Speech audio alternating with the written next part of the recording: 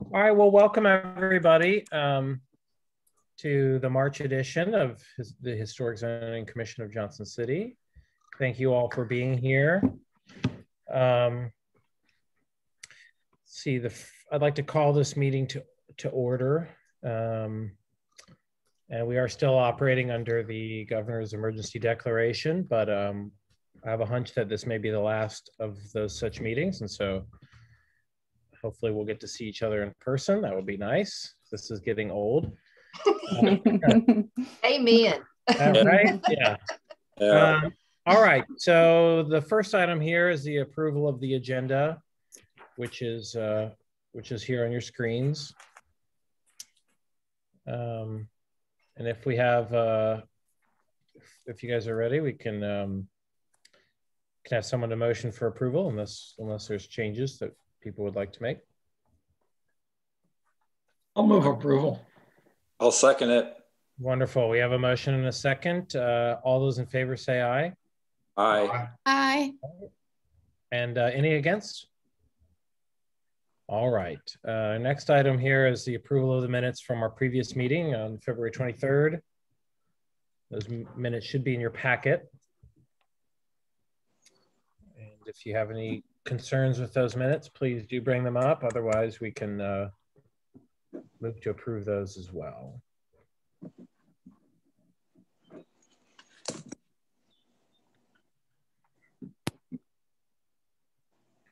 I move to approve those minutes. Oh, wonderful. Oh, hi, Megan. Hi. Wonderful. Okay, we have a motion to approve minutes. Do we have a second? Second. All right, we have a motion and a second. All those in favor say aye. Aye. Aye. Aye. Aye. Any against? All right, so we'll move on to our first item here of old business, which is an item that was previously deferred. And my understanding is that this went to the Design Review Committee, and the commission would be prepared to accept their recommendation on this property. But Kelly, if you want to give us a rundown, that would be great. Sure. So as Nathan mentioned, this was before you at your last meeting, and it was deferred with the expectation that you would get some additional information and elevation and resolution of some kind of outstanding issues. So just as a refresher, this is the property. This is the view from Boyd Street. This is the view from Cedar Place. And here is that back elevation. That's the elevation in question. This is the sketch that was submitted last month. And again, the concerns were that, the conversion of that existing sunroom, which you see here, to a mudroom would constitute an expansion of livable space. It would, in effect, create livable space, and therefore, requires a good bit of your discretion in your review. That the proposed 5/12 slope of the shed roof would not really be possible given this depth here. So if the roof would start here and come out here, the commission and the Design Review Committee, when the Design Review Committee met, both felt like that would not be possible without interfering with this gambrel roof that you see here.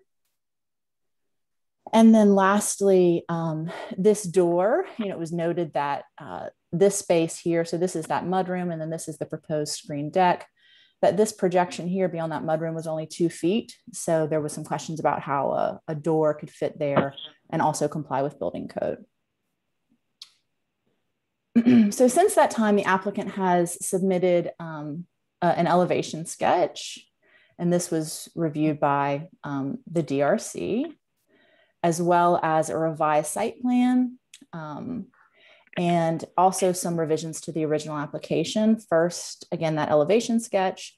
Secondly, the applicant has removed this whole piece of the proposal from the application. So they no longer wish to convert this into effectively livable space. They're going to leave it as is for now.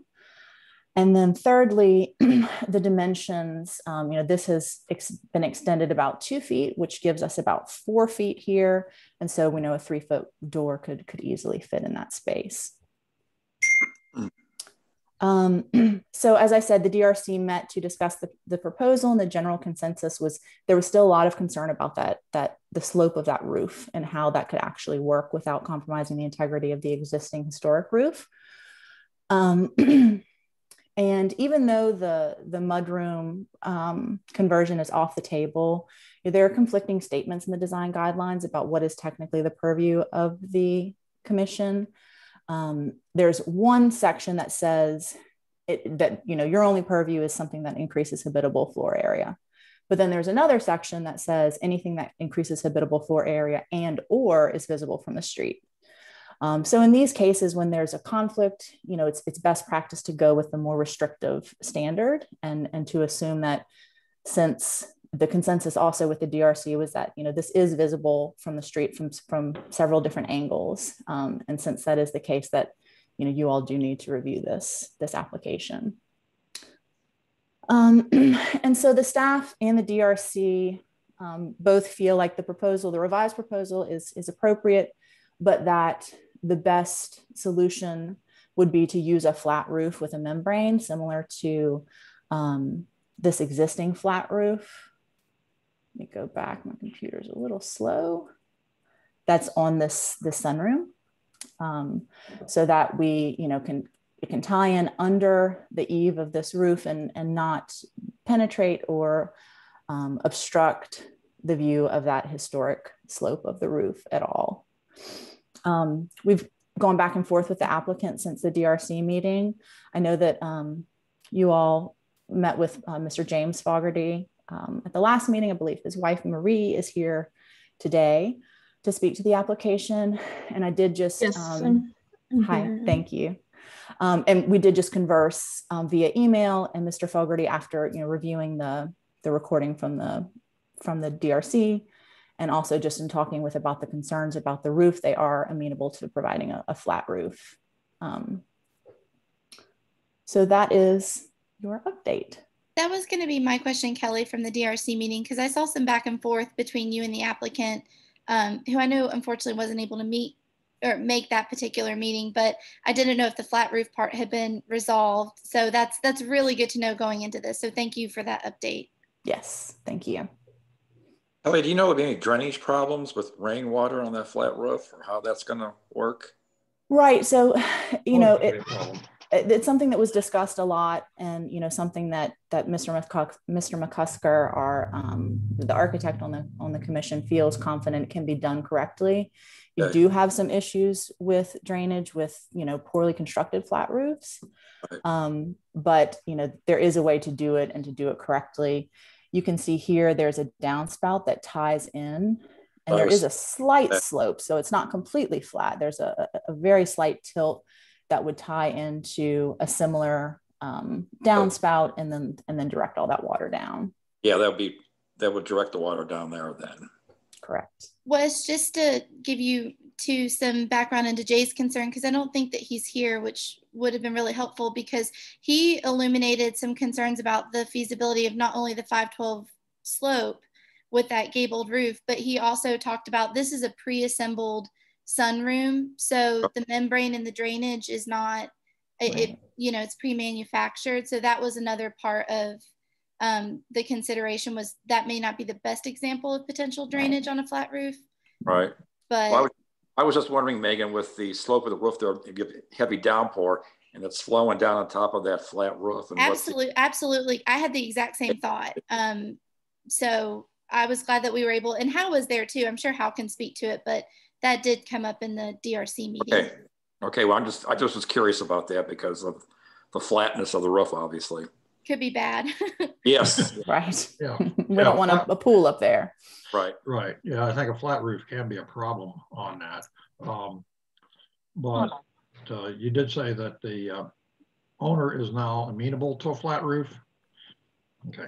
That's correct. That's based on just our last email exchange, but one of the owners is here to answer any questions that you might have. I am. Hi, Kelly. This is Marie. Sorry, my internet is going in and out right now. I apologize. That's okay. Did you call in? I did on my phone now. So now Great. I shouldn't get kicked off. Great. Are there any questions about anything? Because I got cut off right as you said I was part of the meeting. So I haven't heard the last 2 minutes when I've been trying to rejoin. I apologize. Sure. We were just summarizing that, you know, there's been some back and forth, and that you all understand and are sensitive to the concern about how a shed roof would interact with that historic pitch of the gambrel roof, and that in our last exchange, you had indicated that you were amenable to providing a flat roof. Yes, and I think the biggest concern that we have about a Excuse membrane me, can we go to a public hearing? Yeah, Yeah. right. Thank you, Val. Yeah, we'll go to a public hearing now, and then we can discuss afterwards. And Marie, if you can go ahead and say your name and address just for the record. Okay, hi. Marie Fogarty, 1101 Southwest Avenue. And sorry, my newborn is squeaking into the phone as well. So Congratulations. apologies. We heard. Thank you. Okay, so we our biggest concern is the membrane roof. We already have one over our sunroom, and the location of the screened-in porch is right below one of a very large old evergreen trees. So we're worried about puncture. So we would prefer, if possible, to do a metal roof similar to what's on the existing sunroom right now. Same pitch, tie in below the soffit, wouldn't mess with the historic aspect of the roof at all, but would prefer the metal roof versus the membrane roof. So that was our biggest concern, was the membrane, because it would probably be punctured quite a bit with fallen limbs. This is Commissioner McCusker. I don't know if you guys can hear me or not. Yes. Yeah, we can hear you. Great, thanks. I'd like to kind of speak to that, and I'd hope your builder could offer a little bit of advice. I've got some experience with roofs like this, and honestly, the membrane roof tends to do better than the standing seam roofs, but they just need to be done correctly. And they would do better generally because there's a lot less joints and seams that you end up having to deal with. You know, we've had some issues in the past with low slope metal roofs, and it really isn't the greatest. But you know, that's my, you know, opinion from experience. That's not a requirement, and that's not, you know, necessarily, you know, goes beyond that. I just think that's important for you to hear that perspective. But I think that, you know, go ahead. I'm sorry. Well, just that, you know, the low slope roofs that you have, you know, if you're, depending on how old those are, they may simply be past their lifetime and need to be replaced, similar, you know, just like you just replaced the roof on the main house. Yeah, I understand, and I know that before we purchased the house, the membrane roof on the sunroom was just replaced. So it's just, it's going to collect dirt. It's going to have mildew and mold, like that. It's what we're dealing with that one as well. And we just think the metal roof the longevity of it would be better, and it would match what's already there. The color would match the existing shingles as close as possible. That would just be our preference. I mean, I can definitely get with my husband and we can talk to the builder, but I don't think that we are in favor of the membrane roof, simply because of the location near these very large trees with very large limbs. Right. That's, yeah. And again, I think that's just, you know, it's just a perspective. I think it tends to be valuable. I know that there's a lot of, you know, hesitance to use a membrane roof on houses. I've got one on mine and it's been doing great, but, you know, again, that's my example. You have your example. So it's just hard, you know, their experiences are going to be different. I think.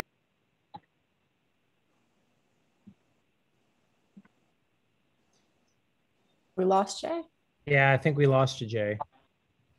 Oh, good. I thought that was my computer again. While we're waiting for Jay, I just want to clarify, because I'm a little confused. Is the room over the existing sunroom here, is that metal or membrane? I'm confused. Metal. That's Okay. metal. So sorry, I said sunroom because there's another existing on the Boyd side street of the house.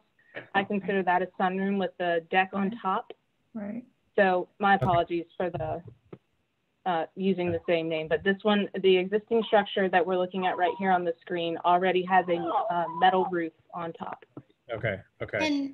And just, you know, we covered quite a bit of this, I feel like, in DRC. Kelly, you know, if there's anything else that you think is pertinent, but I mean, that's obviously up to your all's discretion. Commissioner McCusker is an architect and is very knowledgeable, but it's not something that would be seen. That's entirely your all's purview to make that decision. So I think he's trying to offer a good recommendation, but in terms of consideration of your application, I don't think that that's something that would hold it up. Unless anybody else has thoughts. I agree with you, Megan. I think that would be I think I share that understanding. All right. Based on the guidelines. The concern with the guidelines was interference with the pre-existing roof, which I think the originally proposed pitch was the issue. Right. So now my understanding is now really the only difference between these two roofs would be their color. The new proposed roof is darker to match the shingles. Am I right about that? Everything else is pretty much the same pitch, same construction. Well, it's a little bit larger, and then the color won't be seen, you know, unless you're on the second floor, you know. Right. But okay. Kelly, if you go back to that sketch, well, I guess this photo is useful. The structure that they're proposing will not go past this home line. Correct. The sideline of, so it's going to be tucked back there. Yeah. Okay. Well, this is all some really helpful input. Does anyone have more questions for our applicant before we close the public hearing?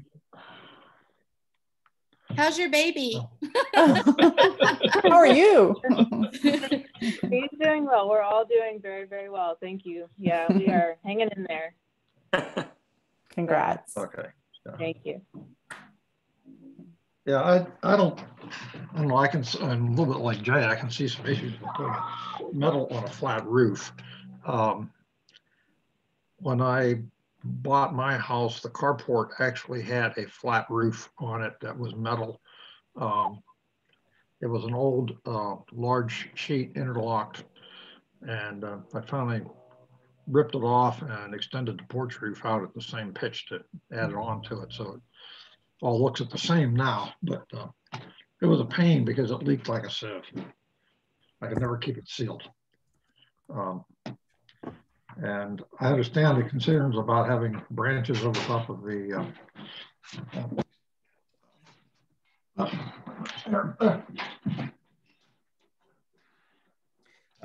okay, well, I would like to. No, I'm sorry, I'm still here. But, oh, okay. Oh, sorry, Hal. I lost you. Yeah. My wife and I she has her Zoom meeting going on in her office, and I have mine going on. However, the doors were open in the hallway, and it was conflicting to close the doors. If they're compatible with the membrane roof, then that's acceptable to me. Or the flat roof. Right. Yeah, and I'm back on. Sorry, guys, I'm not sure what happened there. But I think, you know, a metal roof in this application can work as long as it's designed for a low slope application. I think I may have been cut off before I said that point. So I don't think it's, you know, necessarily a problem. I think that whatever low slope the owner goes with, they would just want to do that with an informed view on what they're getting into and what the maintenance is required, because you're always going to have to be keeping that clear of debris. You're always going to have to be, and that, you know, honestly, the configuration of this porch, no matter what you do, you'd have to do that, because it's just not going to happen any other way. Thank you very much, Commissioner McCusker. Does anyone have any further questions for the applicant before I close the public hearing? All right, we'll go ahead and close the public hearing at this time. Thank you so much, Ms. Fogarty. And I would love to hear commissioners' discussion, but if there is no need, I would also entertain a motion at this time.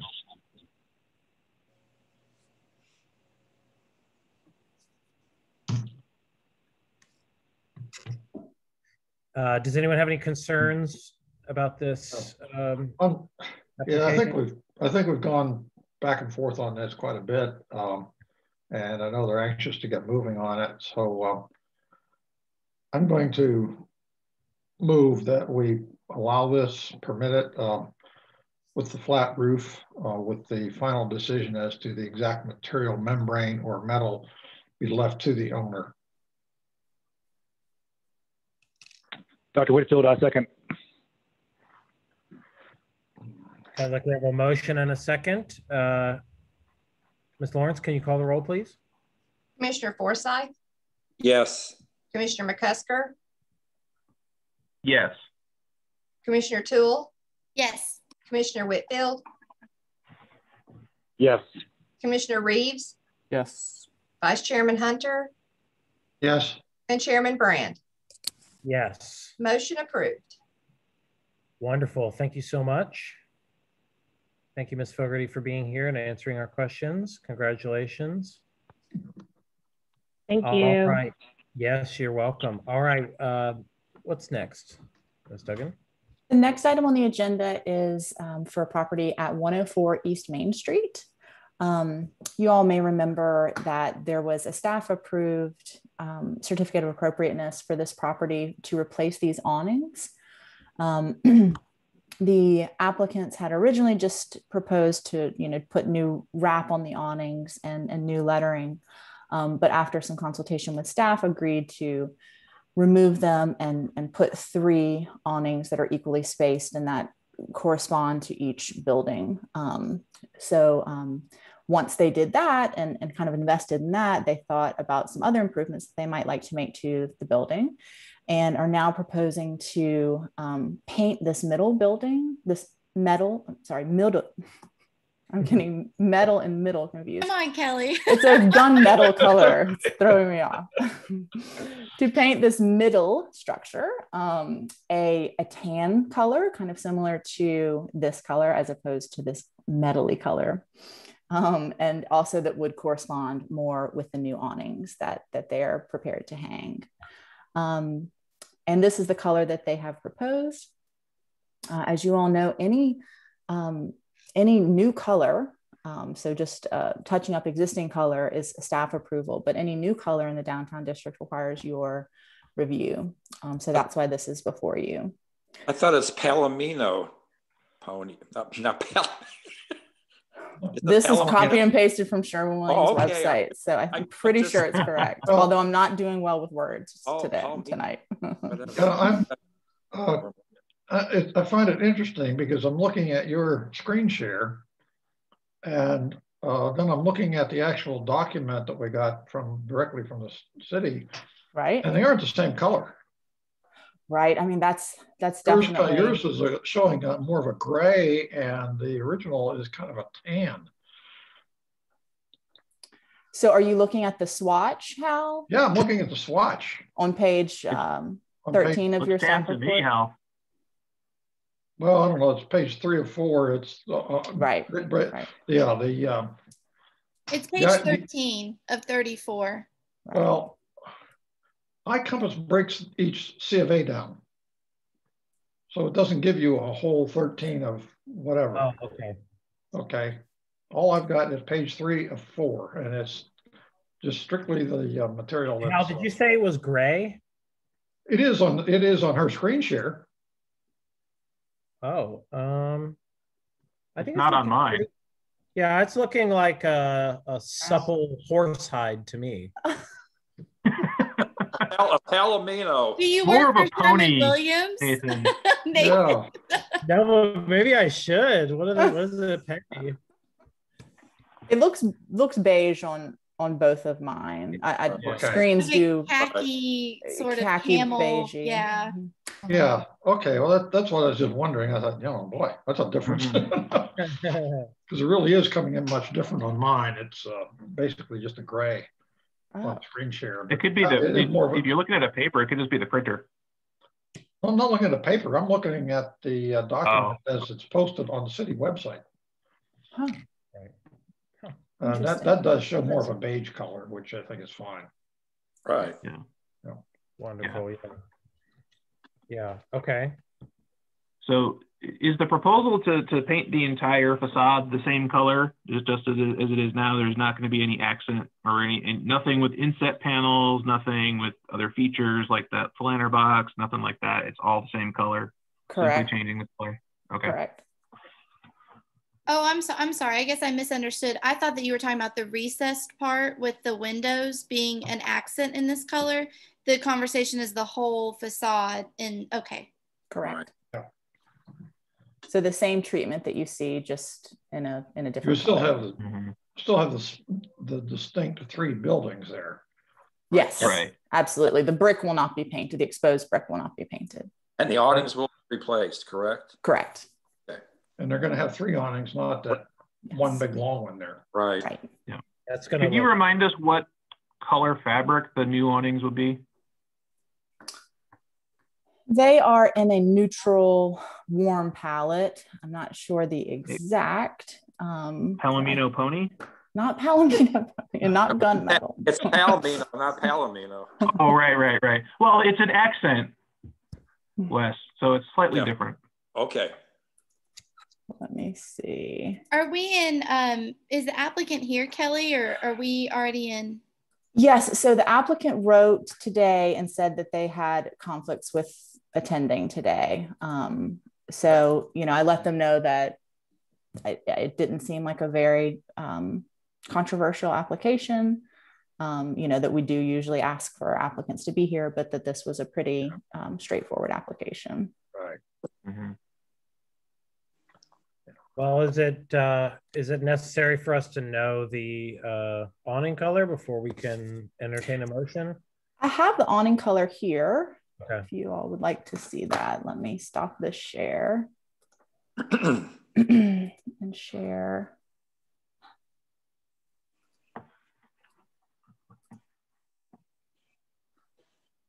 Nope, that was the wrong one. Sorry. Or can you see it? I can see it. Yeah. Okay. Oh, well, I see two grays. There's a lighter gray and a darker gray. Right. So here it's a brown, and then the logo is intended to pick up on the beige color. Okay. Okay. So that picture will be what it will look like, correct? The right one. I see. There we go. Oh, there we go. Yeah. Except with Palomino or Palmino. Right. I think with that beige that they're talking about, I think that'd be great. Yeah. I don't have a problem with that. Yep. I think that would. Yeah, I think that's fine. Yeah. Okay. I will say, and again, maybe we're not at the conversational part, not to be that person. I do think that this building has opportunity to have more of an authentic color interpretation, a more historical color story. This is their decision completely. It's not a bad color choice. I just think that maybe there are other options to help architecturally highlight the building. But again, that's not our job necessarily. Right. I think the combination is fine. Just I hope that maybe they consider the opportunity to accent, especially because it's surrounded by brick. It's going to be the only. You want to differentiate it then, Megan? Just even the recessed color versus the foreground color. You see that banner at the bottom, the horizontal banner, and the vertical banner. Just little things like that. It has the opportunity to be a little more dynamic. Again, not our job. I do think we should maybe recommend them considering that if they're going to go through the effort of repainting. I understand what you're saying, Megan, but I don't agree with doing that on that because we've got so much of the 1970s renovation there. Right. On all of that. Right. you typically see those accents and highlights, Right. highlighting important architectural features. And here we've just lost so much of that. The windows bother me more than anything. Yeah, the windows, I totally agree with you, Hal. But for me though, do you see the interior building, the middle building is kind of a transition between the two a little bit? Yeah. Are those windows on top, are they original to the building or do they change? No way. I mean, I think this whole recess, my guess is it used to be the same height as the one to the right, but actually two separate windows. Right. They put a lintel across that. Normally they didn't have electricity. And so with the interior building, they have to have light in the front, back, and then usually a skylight because there's no way to light the interior. Yeah. Right. No. Again, this is just a thought. Yeah. You know, this is not, I'm not going to hold it up, just a consideration of other opportunities because it is a very basic color palette. Well, thank you so much for those thoughts, Megan. That's interesting. I appreciate that. I would like to open the public forum if you guys are ready. Yeah. Okay, let's go. The public forum is now open. If you'd like to speak, just make it known. Wonderful. Seeing that no one would like to speak, I'm going to go ahead and close the public forum. And now that that's done, if there's any further discussion that needs to happen, let's do that. Otherwise, I would entertain a motion. If we make a motion, do we have to maybe entertain what Megan said about that, or do we just go with what they want to paint it? You don't have to listen to me, Wes. You can just go with what they want to paint. I always listen to you, Megan, give good advice. I just wondered if that would, I should phrase the motion. I think at this point, I would not include that since we don't have any of the owners here. Okay. If they were here and it could be part of the discussion in public hearing, then it might be a little different. Okay. I agree with that. Yeah. I also think that the damage has been done to this building. And by keeping the paint color solid, it doesn't do any further damage, but the opportunity to do better is still there. So I think this is rather low risk at this point. Yeah, good point, Jay. I do absolutely share Megan's sentiment about the color choice, not really having much to do with the material palettes, particularly to either side. If it was more of, I honestly don't like brown, but if it had a little bit more of a reddish brown tint to it, it would honestly do much better. But there's nothing specifically excluding the tan color, so And the tan color is fine. It's truly fine. It's just more, again, like you guys said, if there was an applicant here to bounce some ideas off of, it would be one thing, but the application as it stands, I have no problem with. So yeah. Wonderful. Well, do we have a motion? I'll motion to approve. Second. Wonderful. We have a motion and a second. Ms. Lawrence, will you call the roll, please? Commissioner Forsyth? Yes. Commissioner McCusker? Yes. Commissioner Toole? Yes. Commissioner Whitfield? Yes. Commissioner Reeves? Yes. Vice Chairman Hunter? Yes. And Chairman Brand? Yes. Motion approved. Wonderful. Thanks, everybody. Okay, let me get back to my presentation.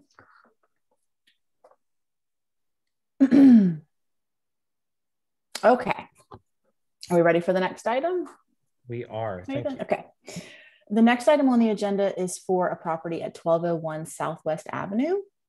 This is for the partial demolition of an accessory structure at the rear of the building. Bear with me to kind of get your bearings because this is a uniquely shaped accessory structure and it's concealed by some vegetation. So it'll probably take a couple slides, but this is the building and it's at the corner of Southwest and Cherokee. The accessory structure is here at the rear of the property under these trees. You can't really see it from this aerial. This is a site plan that was submitted by the applicant. So here's the structure. And so we're kind of flipped around here looking at the site plan. Here's Cherokee, and here's Southwest. So here's the existing building, and this is the accessory structure. It's a 4-bay garage intended for 4 cars. Let me show you some additional photographs that'll help. The intent is to remove bays 3 and 4. They front Southwest. Bays 1 and 2 front Cherokee. And to have just a 2-bay, retain the 2 bays here. This is the view way back here. You can see the structure from Southwest. And then this is the view from Cherokee. This is the condition of the existing structure. So as you can see, the roof has collapsed. The intent is to, remove the entire roof, obviously, and to remove, this is the view you see here with this black SUV. That's the view from Cherokee. So it would be these 2 bays in the back that would be removed. And that's what you're looking at here, the 2 bays that are proposed for removal. Yeah, well, they even have black and gold tape. There you go. The picture shows that around the. Yes. So this is a more updated photograph that the applicant just submitted. I know they had the black and gold tape. Right. They've spent some time. They were ready to get going on this. Didn't realize that they needed HZC approval. So spent some time cleaning up and kind of securing the property, and have been patiently waiting to get on the agenda. But these are just some more up to date photographs. And then this is showing. These 2 bays are the ones that are proposed for removal, that again are fronting Southwest. So again, I think it's helpful just to kind of, because this is a very uniquely laid out garage. We have bay 1 and 2 that are fronting Cherokee here. And then these 2 that front Southwest are the ones that are proposed for removal at the end of this driveway here. Kelly, will you go back? Is that cinder block with brick facing? Correct. Okay. Correct.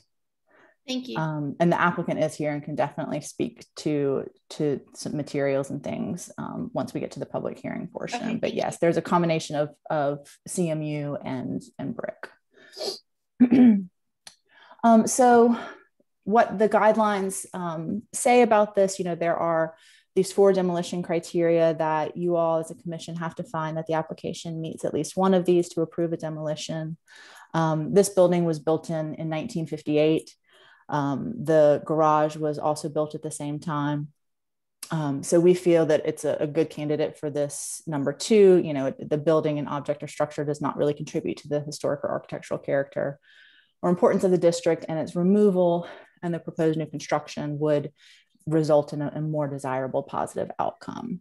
Kind of skimmed over the new condition, which again would be this removal, but the roof would be removed completely too. So the applicant is proposing a new gable-ended roof, exactly like the roof that is there now, and also like the gable roof that is on the main building, with black architectural shingles and with white hardy board in this gable end,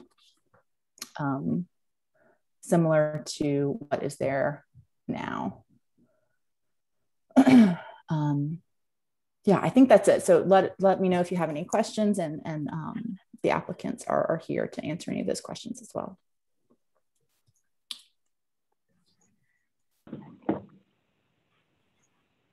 Well, thank you for those more current pictures. I'm glad those were there. Right.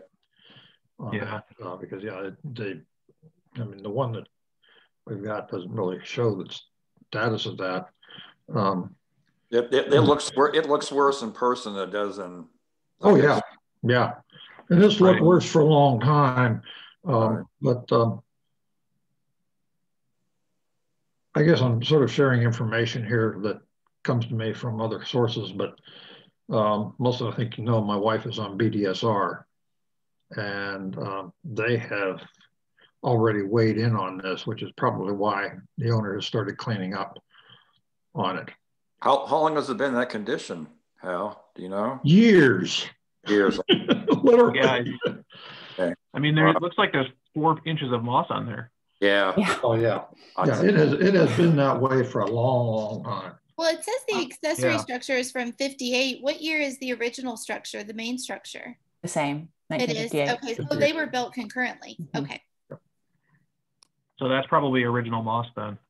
Okay, We should save it. Looks really cool. Okay, it looks really cool. Not great for building. Before we open the public hearing, I guess my only question is that if they're going to be demolishing one side, then theoretically they'll need to reface the side of the interior with brick. Are we all on the same page with that? That Of the Right, the newly exposed side. newly exposed side would be replaced. Yeah, I would agree. I would think so. Yeah. Yeah. Okay. Well, they have that's my only. plenty of brick in the bay. Yeah, they got a pile of it. Yeah. Okay. Well, that's the only question that I had, and if y'all are amenable, I'd like to go ahead and open the public hearing at this time. All right, we'll go ahead and open the public hearing. If y'all will state your name and address for the record, please. It's David and Allison Nielsen, and the address is the 1201 Southwest Avenue. Wonderful. Thanks for being here, y'all. Thank you. I have no questions for you, so I'll just leave it to my fellow commissioners for now. I just want to address what you just brought up about the brick. It's predominantly concrete block. Yeah. The brick is only decorating the corners. So if you look at the front of the garage facing, if you see the picture on the right, you see the brick in the front, but you see concrete block along the side. Yeah, and the same, it's almost like they're set up as columns. So when we remove those bays 3 and 4, you can see in the picture that is up right now on the right side, to the far left, you can see the brick. It's just a sliver of brick. That brick will remain, and the concrete wall that goes to the rear is in excellent condition.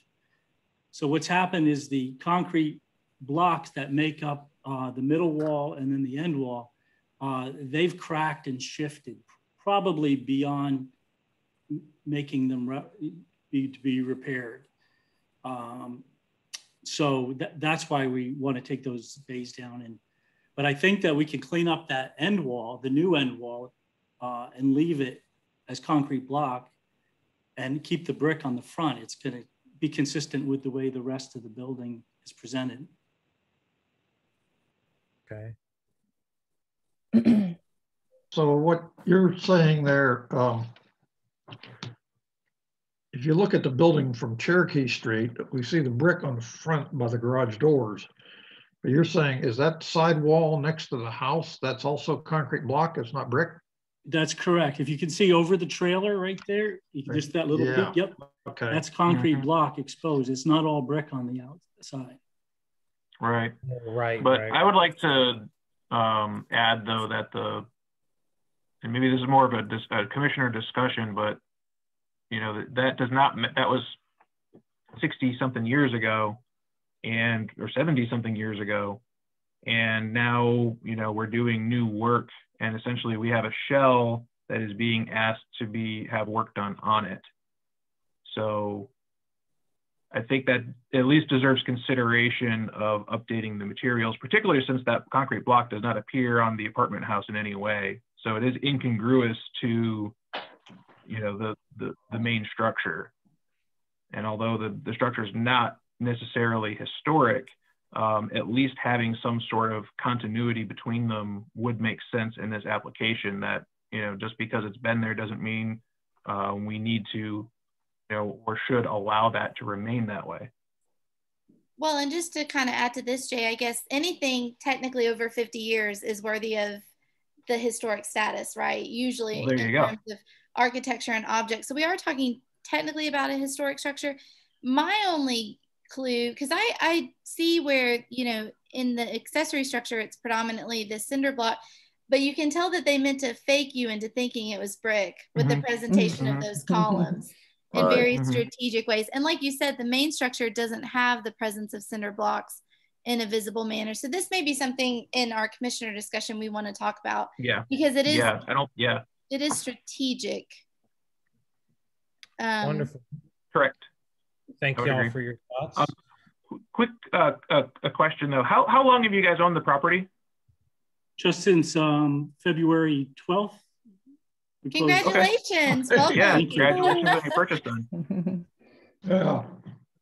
Okay. Yeah. Does anyone have any All right. further questions for the applicant? I am kind of curious for the Nielsen. So you have a 6-room apartment building, but then the 4-car bay garage. So the idea behind limiting it to 2, do you have other plans for folks parking? Are you reducing residents? What was the idea?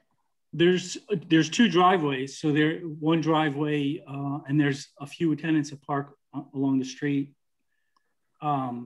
So we weren't going to increase parking. And of course, those garages aren't used for parking and haven't been in years. Mm-hmm. So our concern, number one, is safety and the liability that building presents. And frankly, we don't want to put a lot of money into the garage. We want to get rid of the dangerous parts of it and repair the salvageable parts of it without putting a lot of money. If there's going to be a lot of brickwork or something, we probably just decide to demolish the entire building. So the 2 bays are going to be for resident storage, something like that? We have one tenant who's kind of a handyman, and he's going to use one of those, and then we're going to have a lock storage so that we can keep bicycles and our outdoor belongings out there. Okay, so it's not a parking situation. It's more of no. Okay, great. It'll be more storage. And if you notice that one picture where they had the black SUV, it doesn't even look like it could get in there. It's right. Right. These are 10-foot wide bays, so they're not like even standard garage. It's more suitable for a shed or storage. Right. Mm-hmm. Great, thank you so much. Yeah, thank you very much. Does anyone else have any questions for the applicants? You were saying that if you have to do something like cover up the concrete block with brick and do all of that, that you would probably just want to tear it down rather than spend that money on it? Well, if some of you may be familiar with that building, and you'll be I know that Kelly will be seeing additional permits from us over the next few months, but it needs a complete electrical upgrade. There's a back deck that needs to be replaced, and the roof needs to be replaced. So we're working quickly to try to get those things addressed. So the garage is, you can imagine, is not a super high priority for us. Do you have tenants living there now? We have 5 of the units are rented, and we had one person that moved out just before we closed. So we've just kind of took over that apartment. When we come up to Johnson City, that's where we stay. Okay. Cool. Wonderful. All right. Any other questions at this time? Well, having lived in the Tree Street since 1978, I can attest that the maintenance on that property has not been all that great over the years. That's going to change. I think we've got good evidence of that right here. Yeah. Well, I mean, even such things as you're walking around, and I mean, the lawn would be about to the point where the city is going to start enforcing them to mow the yard sometimes before they would get out there and mow it. Just little things like that. So, yeah, obviously, this is what happens. Well, thank you, David and Allison, for chatting with us and answering our questions. And thanks for being Thank you. Yeah, this is great. All right, we'll go ahead. Question, if I may. Yes. Oh, of course. If we want to keep the 2 bays, would it be reasonable to perhaps paint the cinder block a color similar to the brick? So maybe kind of camouflage it so that it's not gray? I personally like that idea a lot. Very much. That's a great idea. Great idea. It's so far back that I don't think that the material is of essence, but blending with the primary structure probably is most paramount. So that would be a great cost-effective way to achieve that effect. Awesome. Yeah. Great. Thank you. I think, I mean, normally I'm honestly not sure if that's allowed in this district because it hasn't come up before. It's definitely not allowed downtown. Not downtown. But, again, this is kind of a special circumstance. Yeah.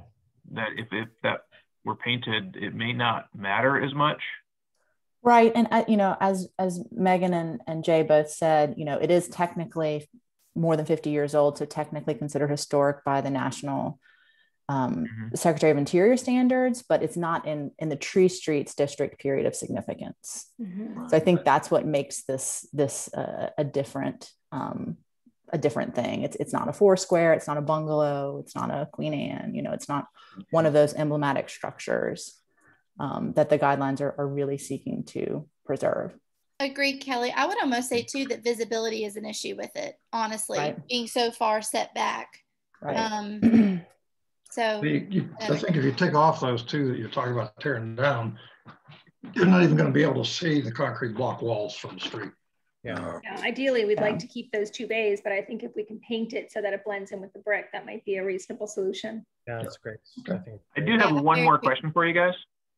In the back corner of the wall that you hope to keep, so at the back of bays 1 and 2, you have to cut that back wall, and then you're going to put a new roof over the 2 bays facing Cherokee. That's correct. What are your plans for that existing corner where you have to cut the concrete block? You'll have exposed block cells and essentially a rather large scar. What were your plans for that corner? Yep. We're going to surgically, cut that with a concrete saw. And to be honest, I have some ideas in my head, but, we're going to patch that in and make it as, as attractive as we can. Okay. And then we're going to probably put some rebar in the hollow blocks of the remaining 2 bays and have them pumped with concrete to strengthen them so they don't pose any further threat of decay. Gotcha. We're also planning on are you having a structural engineer look at this, or just have somebody size up your trusses for you? Well, part of the idea is after they're down, I am going to have a concrete person kind of look at the blocks and evaluate that. If they don't think it's salvageable, then we'll probably put in another permit or take those 2 bays down. Okay. Yeah. I mean, honestly, that's not really the purview of the commission. I was just honestly just curious.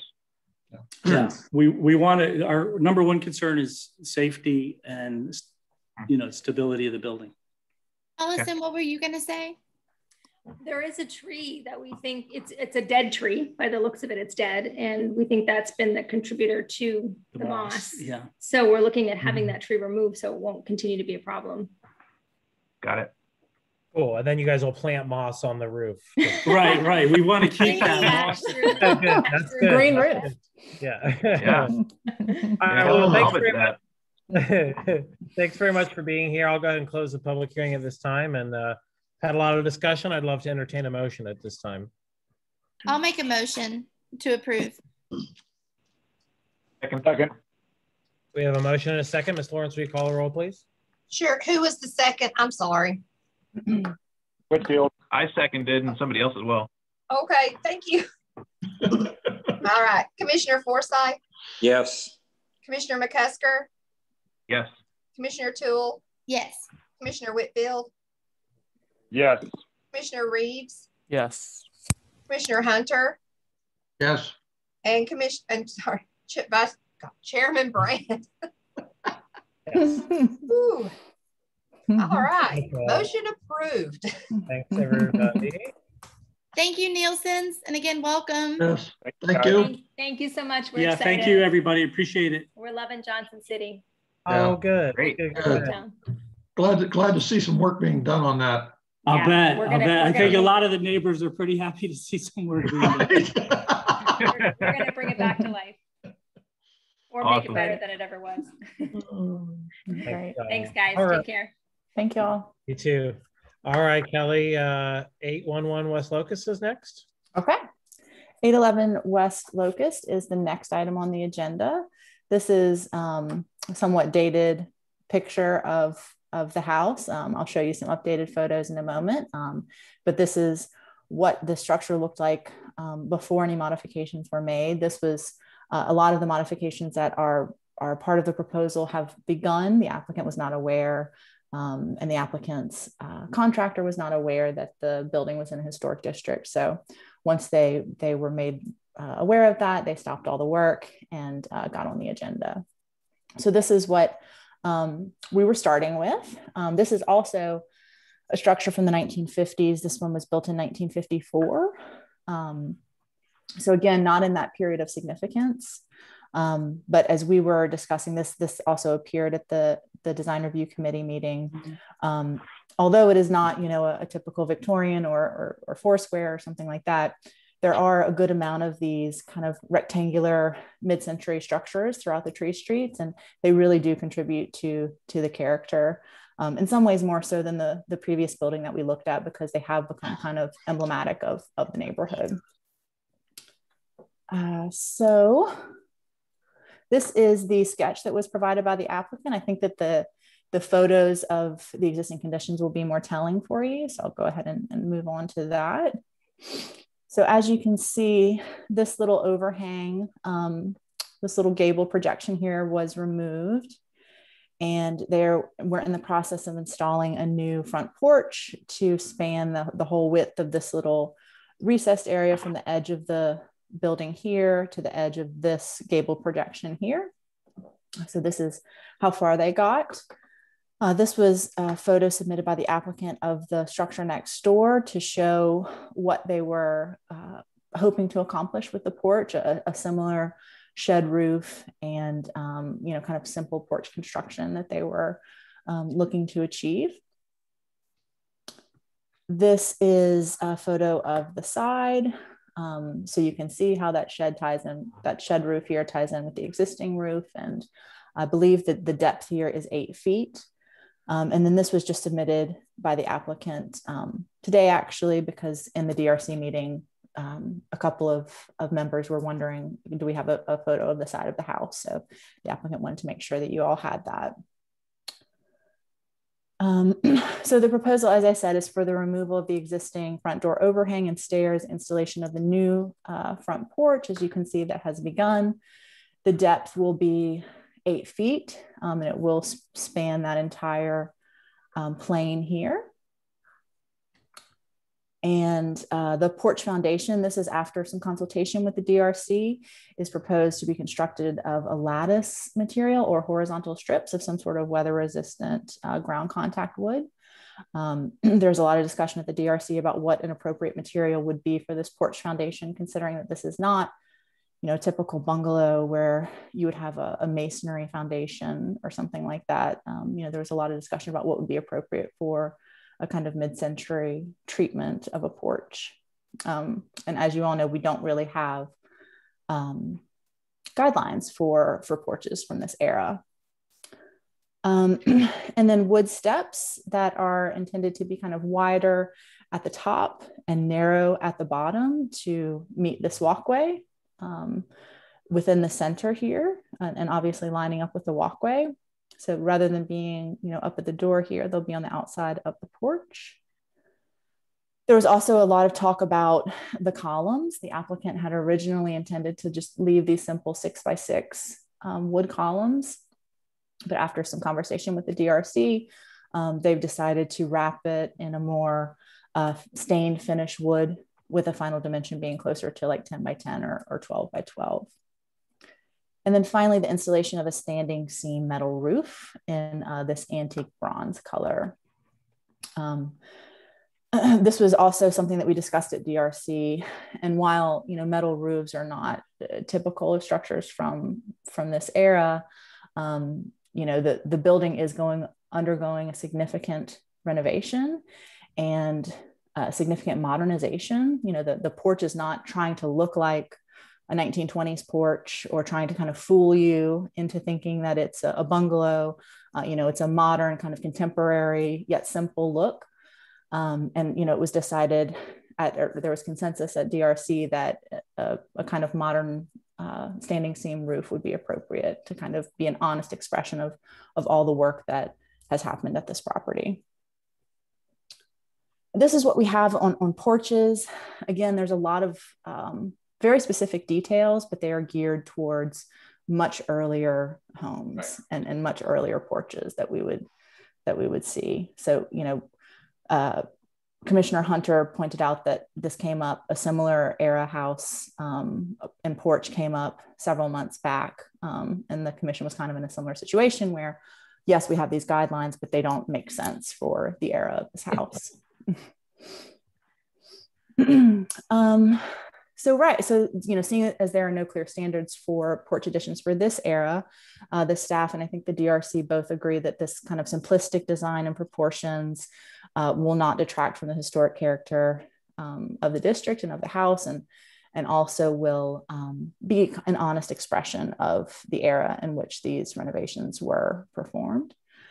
And again, you know, the standing seam metal roof, while not typical of the era of the house, it is also a kind of modern feature that is simple enough not to detract, but also, again, a kind of honest expression of all the work that happened at this time in history. So the staff recommendation is for approval.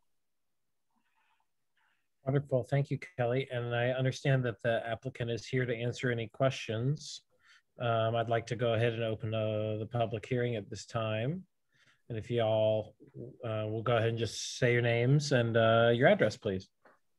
Yeah, Kim and Neil Ashton and 811 West Locust Street. Hi, y'all. Thanks for being here. Thank you. Thank you. Well, I know I have a question just regarding the foundation. I think I'm on board with what the DRC had to say, and that's super helpful. But I guess my question is, the lattice material, are y'all pouring a foundation, or is it going to be a deck, or? It'll just be a standard wood deck. The posts are sunk into concrete. Yeah. So it's just going to be the gap. It should be around 12 to 14 inches high, maybe a little bit higher than that. Okay. Up to the bottom of the door. So filling in the space below there. Okay. You know, some of the suggestions were either lattice, which I'm not sure is approved, or just horizontal wood strips. Wonderful. Okay, good. That's very helpful. That answers my question. Thank you very much. I'm curious, kind of, again, from being on the DRC and having this meeting, this was one of my favorite meetings that we've had about the historic building, because we, you know, it is kind of uncharted territory, and I'm sure that Commissioners McCusker and Hunter feel similarly. But Ashton's, just in terms of your all's experience, was it helpful for you, just because we normally don't get to interact on a property like this? So I'm curious your experience with the feedback you received. Well, it's good. I just wish we had known ahead of time. It feels like we're kind of trying to sneak in here after the fact, but we did not know that we had to do this process, or we would not have started the building, guys. And we explained that at the first one, but yeah, we're not those type of people that try to go around things. So yeah, worries. I thought it was really interesting because it did make us rethink some of the things that we were considering. Not for this piece of it so much, but just stylistically for some of the, I went and did more research over the weekend to figure out what type of mid-century we had. And it is not a modern, it is definitely just a plain old ranch. Couldn't even find the appropriate ranch. It doesn't fit anything except right. There are no porches. If you look at National Park Service, the historic, no porch. So this is uncharted territory. Yeah, yeah, for sure. Anyway, I think it was really interesting that some of the comments last time it was nice to see somebody wanting to get back living in the front of the house rather than going around behind the house. And that was our real goal. We wanted a front porch. And there's not a lot of properties for sale in the tree streets, and they go fast. So we grabbed it. It wasn't our first choice, but you know, the thought is always, you know, I told Kim, you can have the house, but I got to have a porch. Yeah. Well, it's a great house. I would trade you. It's a great house. It's beautiful. Absolutely. Thanks. Yeah. But you know, it does need a lot of work. The siding, I mean, you can even see on that image on the right, the siding about halfway by the kitchen window there, it's a different composition. There's some sections where it's I was going to ask you, that looked a little different from the front to the back there on the side. I just thought maybe it was optical illusion, but I guess I was right. It's a hot mess. Yeah. It really is. It's a hot mess is the only appropriate verbiage. Yeah. Are you planning on changing the siding? I know that's in future, but it needs to be replaced. I mean, we want to do the windows. They're single pane, so you can imagine how energy inefficient they are in terms of cold air, hot air. But then you've got, you know, behind some of the windows, you can tell there's water damage. And if you tear the window out and you still have the siding, you know, it becomes a, you know, shin bone connected to the knee bone kind of thing. So, but the roof was the main thing. It's 30 or 40 years old, and there's past water leakage damage to it. So that needed to get fixed sooner rather than later. Yeah, you'll see us in about a month or two again, I'm sure. Yeah. So was your builder able to confirm the slope of the roof over the porch? Because it is a rather low slope. 2 and 12. Yeah, well, if at any higher, you would have been up so high, you would almost had a second roof line. And I think it's 2 and 12. Okay. Or maybe 2.5. That's if that is even, yeah. And this is, again, it's not necessarily just a design requirement, but I just want to caution you about that low slope, that generally shingles are only warranted above 3 and 10, or 3 and 10 and above, or I'm sorry, 3 and 12 and above. So I'm not sure that's between you and your builder. But the roof slope, it appears, now that I can see the new picture you provided, so thank you for doing that, it doesn't go nearly up as high to the ridge as originally I thought it did.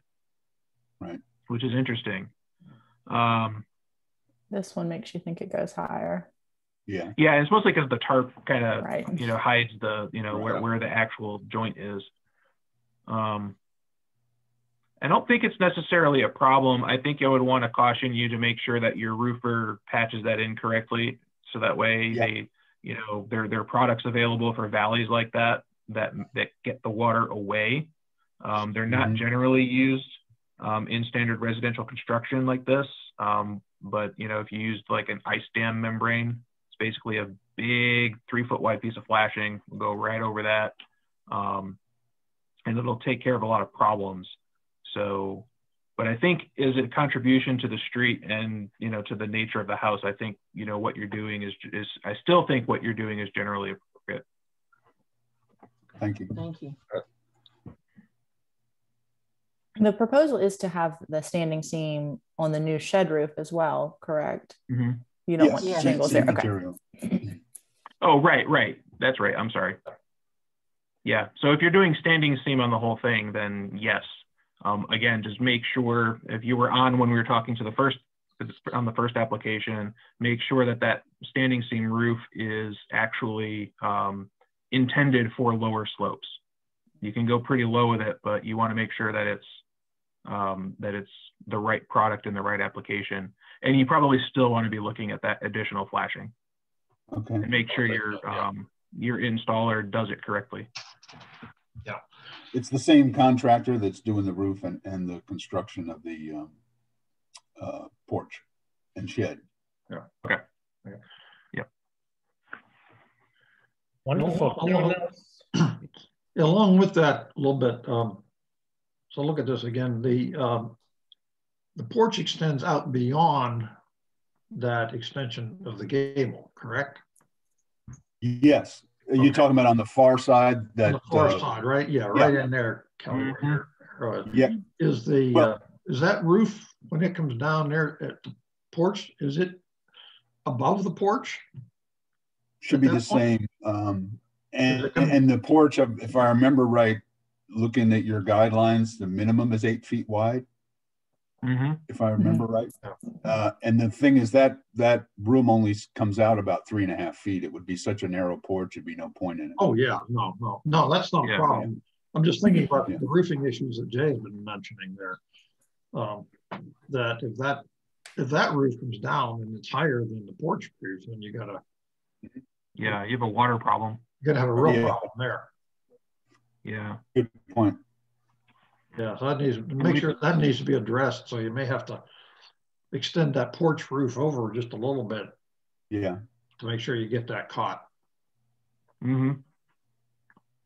Yeah, you don't want water. Are those posts already set in concrete? Yes. Mm. And Okay. I talked to the builder about that.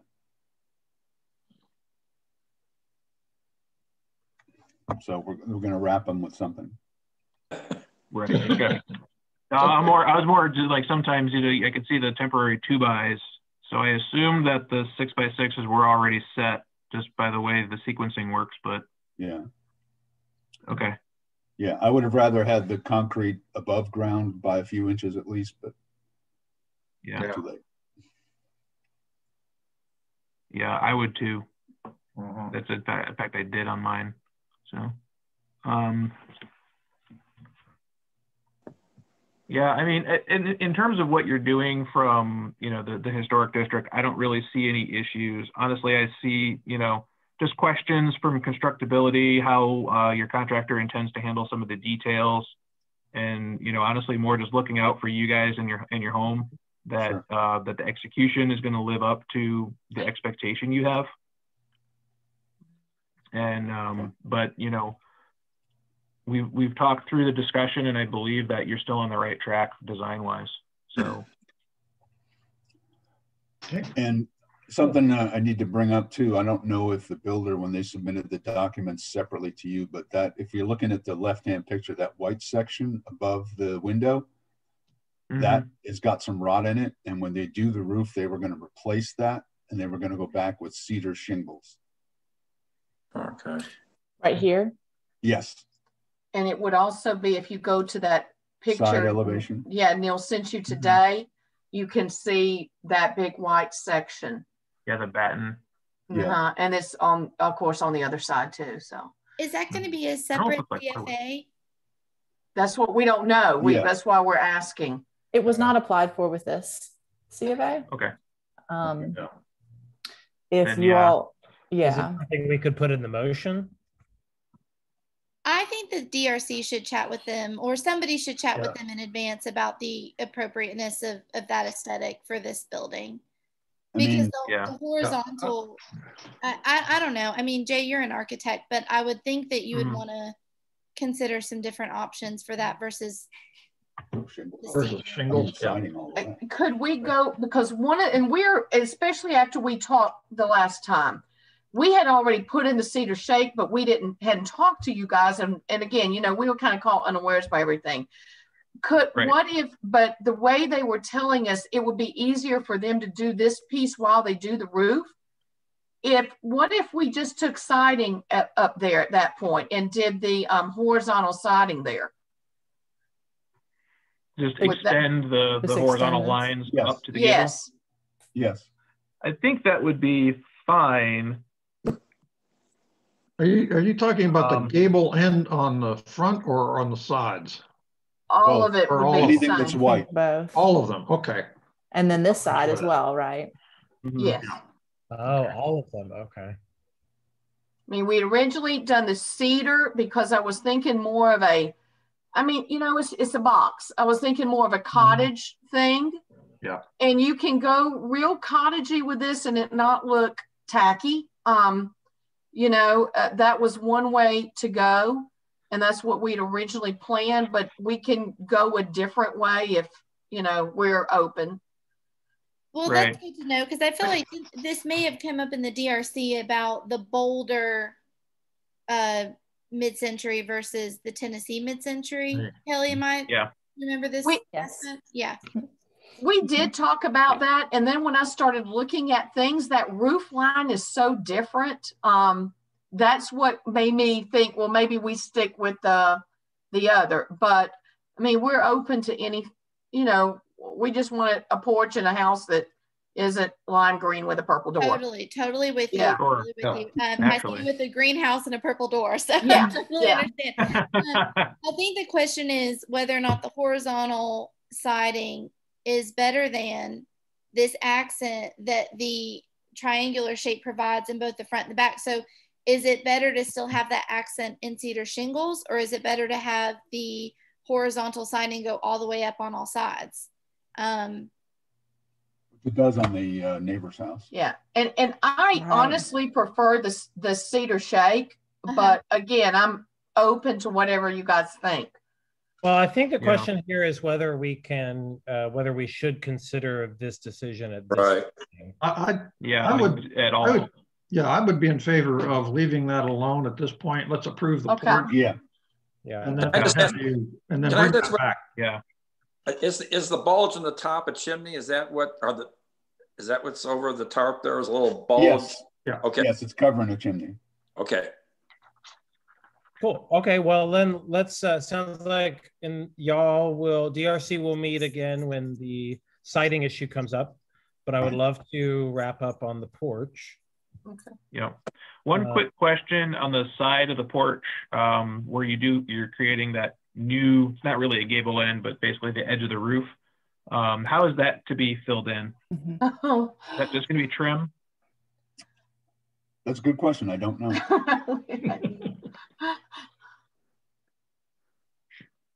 Oh man. It hadn't occurred to me. Yeah, I never thought about that. Well, she got the house, but you got the porch. So. Yeah, you got the porch. For now, probably just something weatherproof, because when we do the siding, that'll be fairly soon, a few months down the road. So we can either go back with, if you keep the white, you just, I guess, put another section of white there that matches it. Right. Or I don't know what you put there. Yeah, I almost want to suggest like a hardy board or something, but because everything's on a slope there, just about anything you put there is going to be a pain to try to install, and you'd want to do that once rather than twice, depending on what you come back with. What if you, whatever color siding you go in, that empty section you filled in, painted to match, and then you had white trim, or whatever the trim is going to be on the house? The area is small enough. It seems to want to be more of just a detail area. It would be more of a trim location rather than go in with a siding. Your pieces of siding are going to be too small. Yeah. I would suggest that if you take your, the rake, which would be the edge of the roof itself, and have that come through to the fascia, and then run another piece. You got to close it in with plywood or something. Right. But then have your, the horizontal sit below that, and have them work it so that way it has some visual sense to it. But other than that, I think that, that would allow you, if you keep it simple enough, you ought to be able to put something more ambitious on it if you decide to when you do the siding. Yeah. I actually like holding off on the gables because all that electrical wiring and service pipe is going to have to be relocated temporarily, and that would be a much bigger project. Better to wait. Do it all at once. Well, we'll take that into consideration in our motion here in just a minute. Sure. Does anyone have any more questions for the applicant? Seems like we've had a good discussion. I don't. Okay, cool. Well, thanks, guys. Thank y'all for being here. Thank you. We'll go ahead and close the public hearing at this time. And it sounds like we will be seeing this property again at DRC. But for now, we are making motions on the porch. Okay. Before we do that, Nathan, I just want to ask, would it be appropriate to have staff approval on that edge of the roof, the way that that's ultimately set up, recognizing that we really don't have the time to hash that through and go through DRC again on that? Yeah, I feel comfortable with that, and I think that sounds like something that's entirely within staff's purview. Okay. Then I'd like to make a motion to approve. Oh, go ahead. Go ahead. I was going to say, can you include that in your motion? Sure, absolutely. Then, so I'd like to make a motion to approve with the stipulation that staff approve the detail of the edge of the new porch roof. Wonderful. We have a motion. Do we have a second? Second. Wonderful. Ms. Lawrence, will you call a roll, please? Commissioner Forsyth? Yes. Commissioner McCusker? Yes. Commissioner Toole? Yes. Commissioner Whitfield? Yes. Commissioner Reeves? Yes. Vice Chairman Hunter? Yes. And Chairman Brand? Yes. Motion approved. Okay. Thank you, Ashton. Thanks for coming. Yes. Thank you very much. Thank you. Thank you. Been looking All right. forward to the next step. Yeah, that's right. I believe the next COA is our final one for the evening. Is that right? That's right. And I do not see the applicant here, and I was expecting the applicant to be here, but I've not received an email saying that something came up or that he couldn't make it. So I guess we'll just go ahead and proceed and share the recording with the applicant. Okay. Okay. So this is for the property at 219 East Main Street. This renovation came before you all in 2018. And aside from it being, over a year since it was approved, and so needing a re-review, the modifications are somewhat different. This did not go to the DRC because it came in the application window, like where it just made the application, but I hadn't seen it in City View yet before I took it to DRC. So there was just a little short time fuse there that was missed. And it's something that we would normally bring to DRC because there are some pretty significant renovations. So that, and in light of the applicant not being here, obviously it's up to the commission how to handle this, but I'll just walk you through what is proposed and what has changed since the last application. So that was the Main Street side. And then this is the Market Street side. This is the main elevation that has changed since the last application. The ground floor that you all reviewed previously was a much more residential in character. It wasn't a storefront. There was this door, and then there were small double hung windows that were proposed on this side. You all did approve that application, but this is, again, the time frame is such that you all need to review it again, and it's significantly different. So the main changes are this new storefront.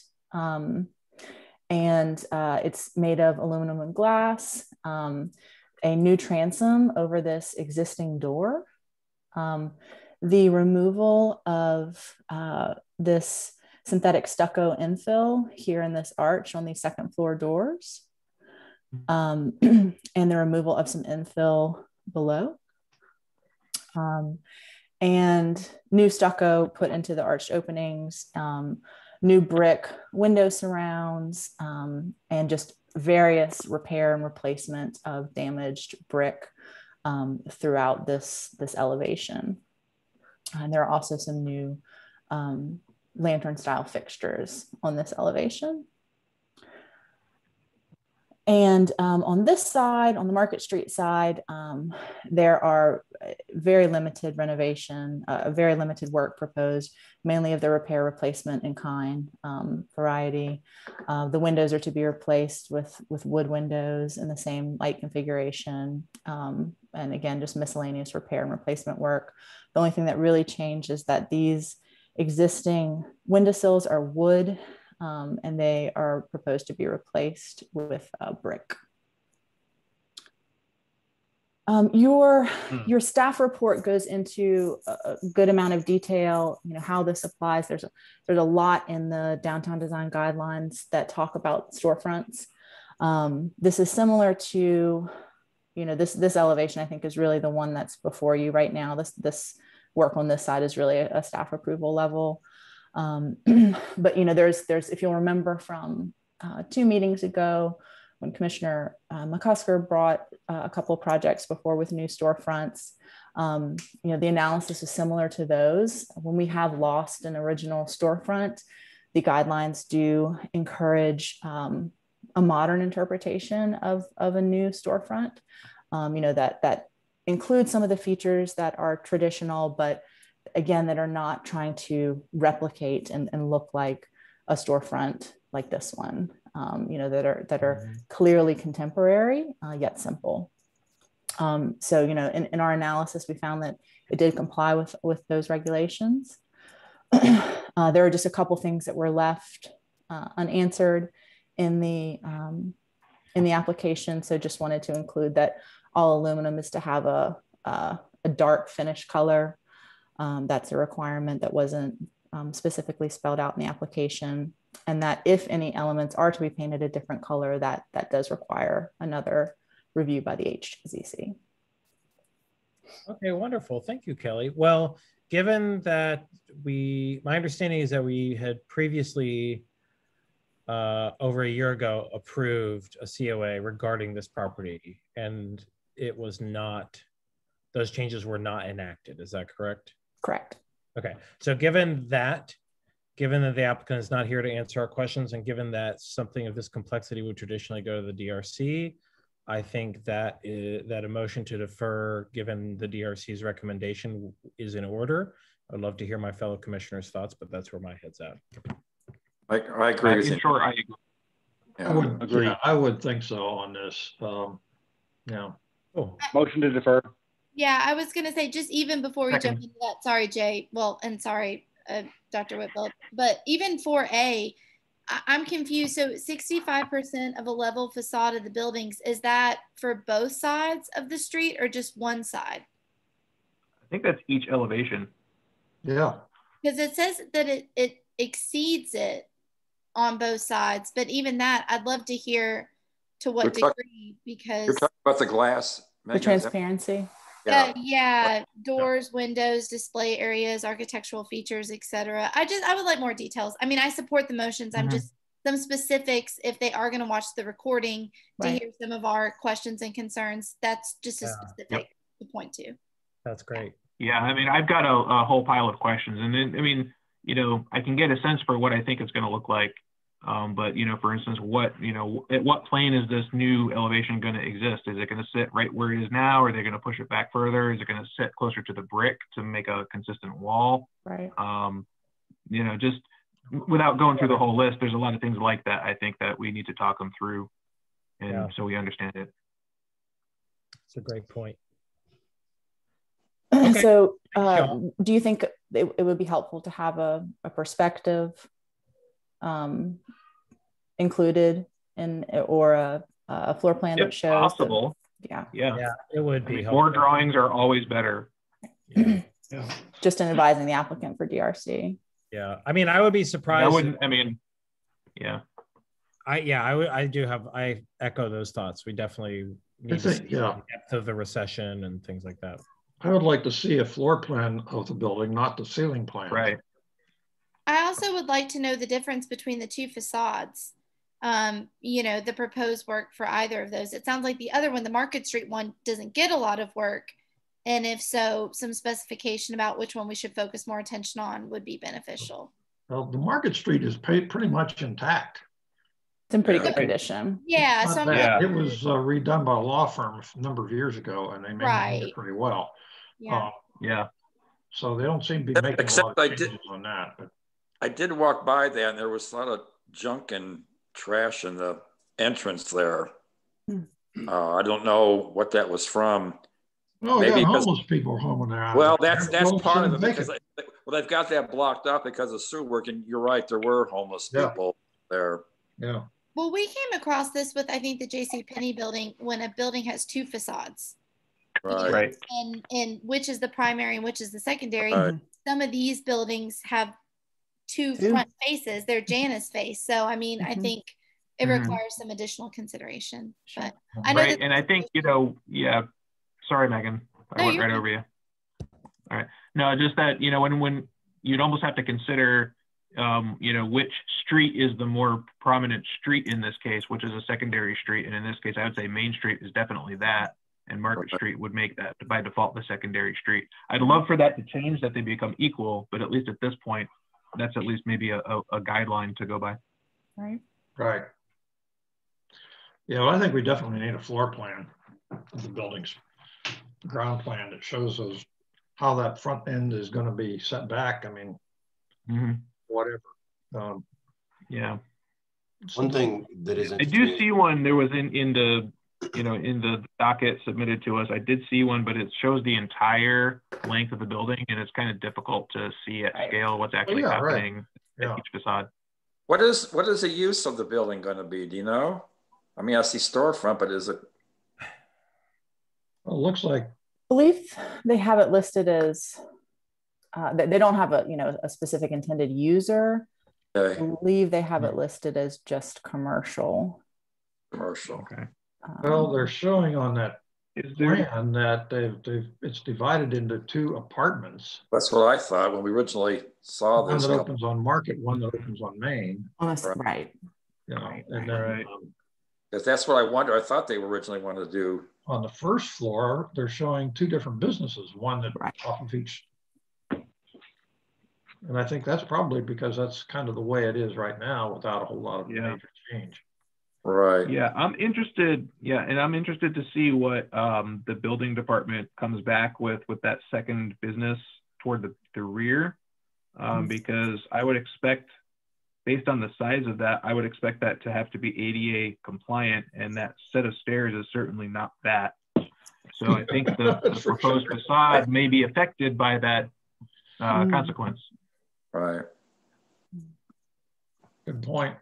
All right, guys. Well, there's a number of interesting questions on this one. Looking too at some aerial photographs, the roof line changes between Market and Main. Oh, okay. Right. And it would. Well, no, I mean, there's where you've got that little peak or the little gabled decorative piece in the center is actually the ridge line of the roof of an A-frame roof that runs the length of the building. Can I share my screen for 1 second, Kelly? Yeah.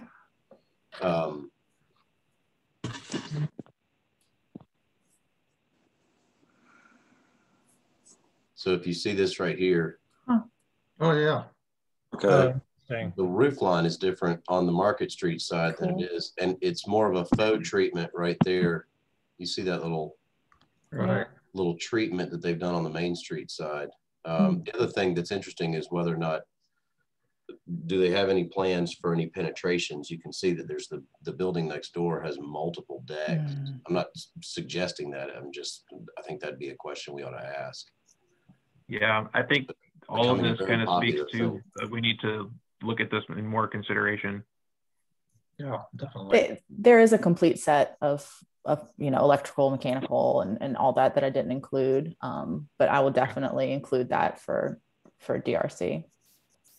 Okay, yeah, that would be incredibly helpful, and just to be able to speak to the applicant or the owner, the designer, somebody who could really speak to the intention and to the scope. Right. All right. Well, this is great, guys. Thanks for great discussion. And my understanding is that we have a motion to defer and to send this to the DRC. So if we have a second, then we could move forward. I'm sorry, who made the motion? I did. Okay. Thank you. Okay.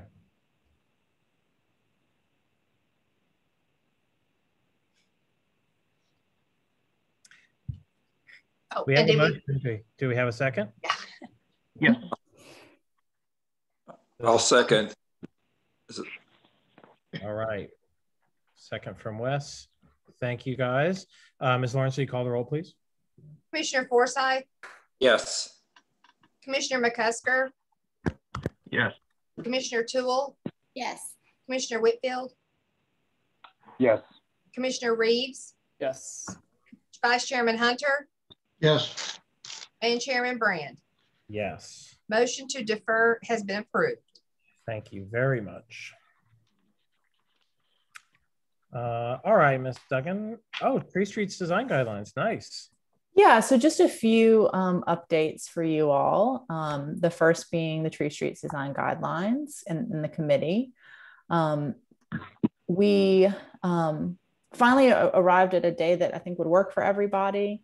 And then we're going to get that set up. And there is some question about whether or not we'll be able to meet virtually or if we're going to need to do it in person. So as Nicole mentioned at the beginning of this meeting, we still don't have anything official on that yet. If we do have to meet in person, then, you know, I think that we might want to rethink this every other week schedule. You know, that was kind of my intent with that, was just a kind of quick, you know, here's some new stuff to look at. Here's a little bit of feedback. There may be some weeks that we don't have much to discuss. So I would hate to have to make everyone come to City Hall every other week for brief little meetings like that. So kind of brainstorming a web-based version of that or some sort of hybrid of the two. Plus, you don't want to have to drive up from Knoxville every other week. That would be a lot. No, I mean, I think that we could, you know, I could, you know, come in via Zoom while everyone else met. I think that would be okay. But but still, I don't want to make everybody come in every other week just for a kind of informal, here's the status. And, you know, that's kind of how I was envisioning those meetings. So can just you kind of reiterate the members of that group? Sure. So the members are Cooper, Hal, Wesley, and then we have Leslie. And Hal, remind me of Leslie's last name. Star from Tree Streets. Right. And then we have Megan and Jay as our alternates. Right.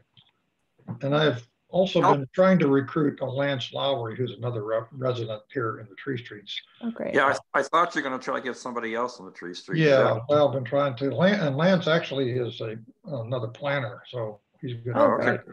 Great. Worked with First Tennessee Development District. Oh, okay. Fantastic. Yeah, that'd be great. Great. So we will have that, according to Nicole, we'll have something official on that soon. And have our first kind of kickoff meeting, which might be,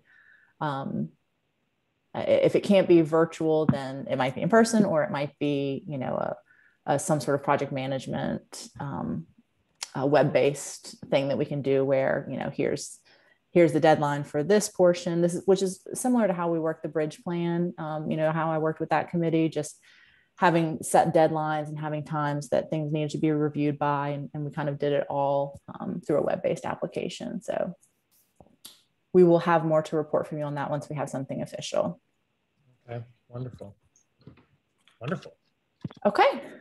So the next is just to go through the staff approved COAs for you. This was a rear deck in Tree Streets. It's going to be hard for you all to see, but maybe you can see the outline of this deck back right here. I think there's absolutely no question that this is not visible from any street, or if bushes are torn down, or it is definitely completely concealed. So this was a staff level approval. The next is for a new roof at 515 West Maple. Just replacing the roof and flashing in kind. I believe, Hal, this is the one that you called me about. Yeah, that's the one I called you about. It's right across the street from me. Okay. And I was inspecting it from my second floor. Can't sneak anything past any of us.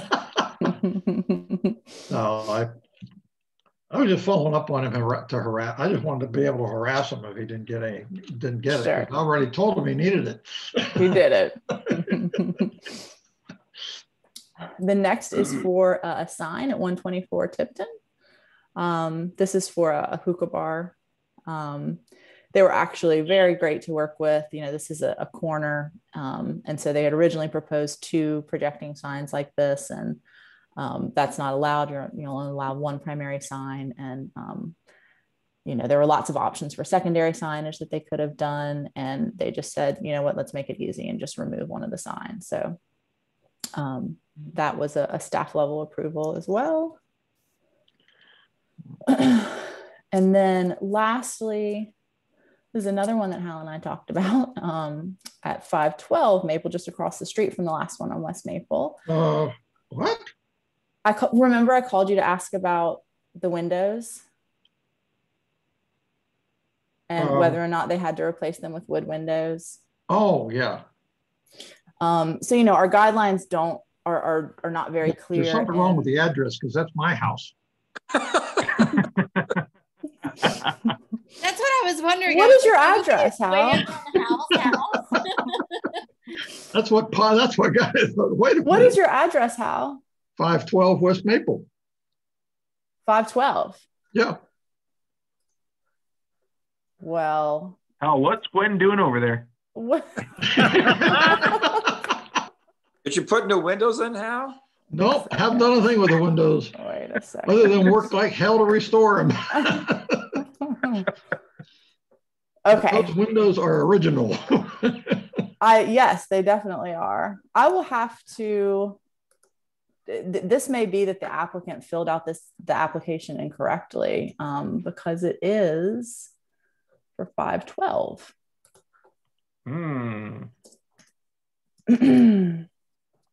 But I will have to.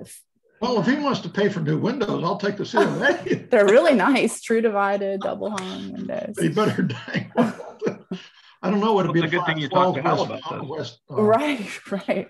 Would be 512 West Pine, maybe? I don't know. No, I think it may have been put into City View incorrectly. It's 512 West Maple. That is so interesting. Yeah. Right. So I will get clarification on that and update you at the next meeting, which Kelly, house we're dealing with. Could it be 616 West Maple? 616, I think, is one that just came through. Yeah. Oh, okay. Because it's got in City View to replace existing windows. Yeah, that's one that hasn't been issued yet. Then never mind. I said nothing. Okay, let me figure out which house this is for. Yeah, solve the mystery. This is great. I will solve the mystery and report back to you all, but it is not Hal's house we've discovered. So I see how you were able to spy on the house across the street then, if this is yours. Right, yeah. Okay. Yep, So that was the last one. We'll update you next month about which actual address is getting the new windows. Wanted to remind you all of, or let you know about a certified local government training that the State Historic Preservation Office is offering for both staff and commissioners. It's Thursday, April 1st at 1:00, and it's virtual. So there's lots of good topics, you know, conducting surveys, historic tax credits, economic hardship and demolition by neglect, bikeways, greenways, historic downtowns. So I'll definitely be joining. If anybody wants to join, you can either email me and I'll get you registered, or you can email Jane Coleman at that email address there, and she'll get you registered. Kelly, do you know, or Nicole, does this qualify for our kind of yearly training we have to have? Yes. Yes. Well, but for historic zoning, we do not have a yearly training requirement, but I do believe planning and city commission. Yeah, Commissioner Whitfield, it would count towards your hours. Towards your planning commission? I don't believe we have it in, I don't believe we have a training requirement in the local ordinance, but in the state ordinance, it is referenced. It's optional for historic and BZA, but city and planning, it's an actual state requirement that they have to have 4 hours. Yeah. You know, regardless of the requirement, Kelly, this looks pretty interesting. Would you mind signing me up for it? Sure, absolutely. Great, thank you. Mm-hmm. And are those continuing education requirements for those other bodies? Are they in their bylaws? Is that how they exist? State law. State. Mm-hmm. State law. State law for planning commission. Right. Okay. Great. Thank you, Kelly. Mm-hmm. Okay. And then lastly, this is something that we just kind of, Nathan and Preston and I spoke about at our monthly meeting, you know, would it make sense to have an approved paint palette for downtown so that requests like the one that you saw earlier wouldn't have to come before the HZC? Or would it make sense to, you know, just explicitly prohibit neons and things like that and allow some of the other things to be approved at staff level? There was a lot of, I think, great feedback on that application that came before you all. So I think it was not a bad thing that it, you know, came to the commission and it didn't slow the applicant down. So maybe that we want to just keep it as is. You know, I just mentioned that several of the other municipalities that I've worked for have had approved palettes, and that could be done at staff level. And actually, as I mentioned to Nathan and Preston, you know, Tennessee really takes a lot of liberty with the regulation of paint colors, more so than other places I've worked. Would it be a spectrum, Kelly? I mean, how would it be a spectrum of paints, or how yeah. So we used in previous positions, there was Sherwin-Williams has a historic palette.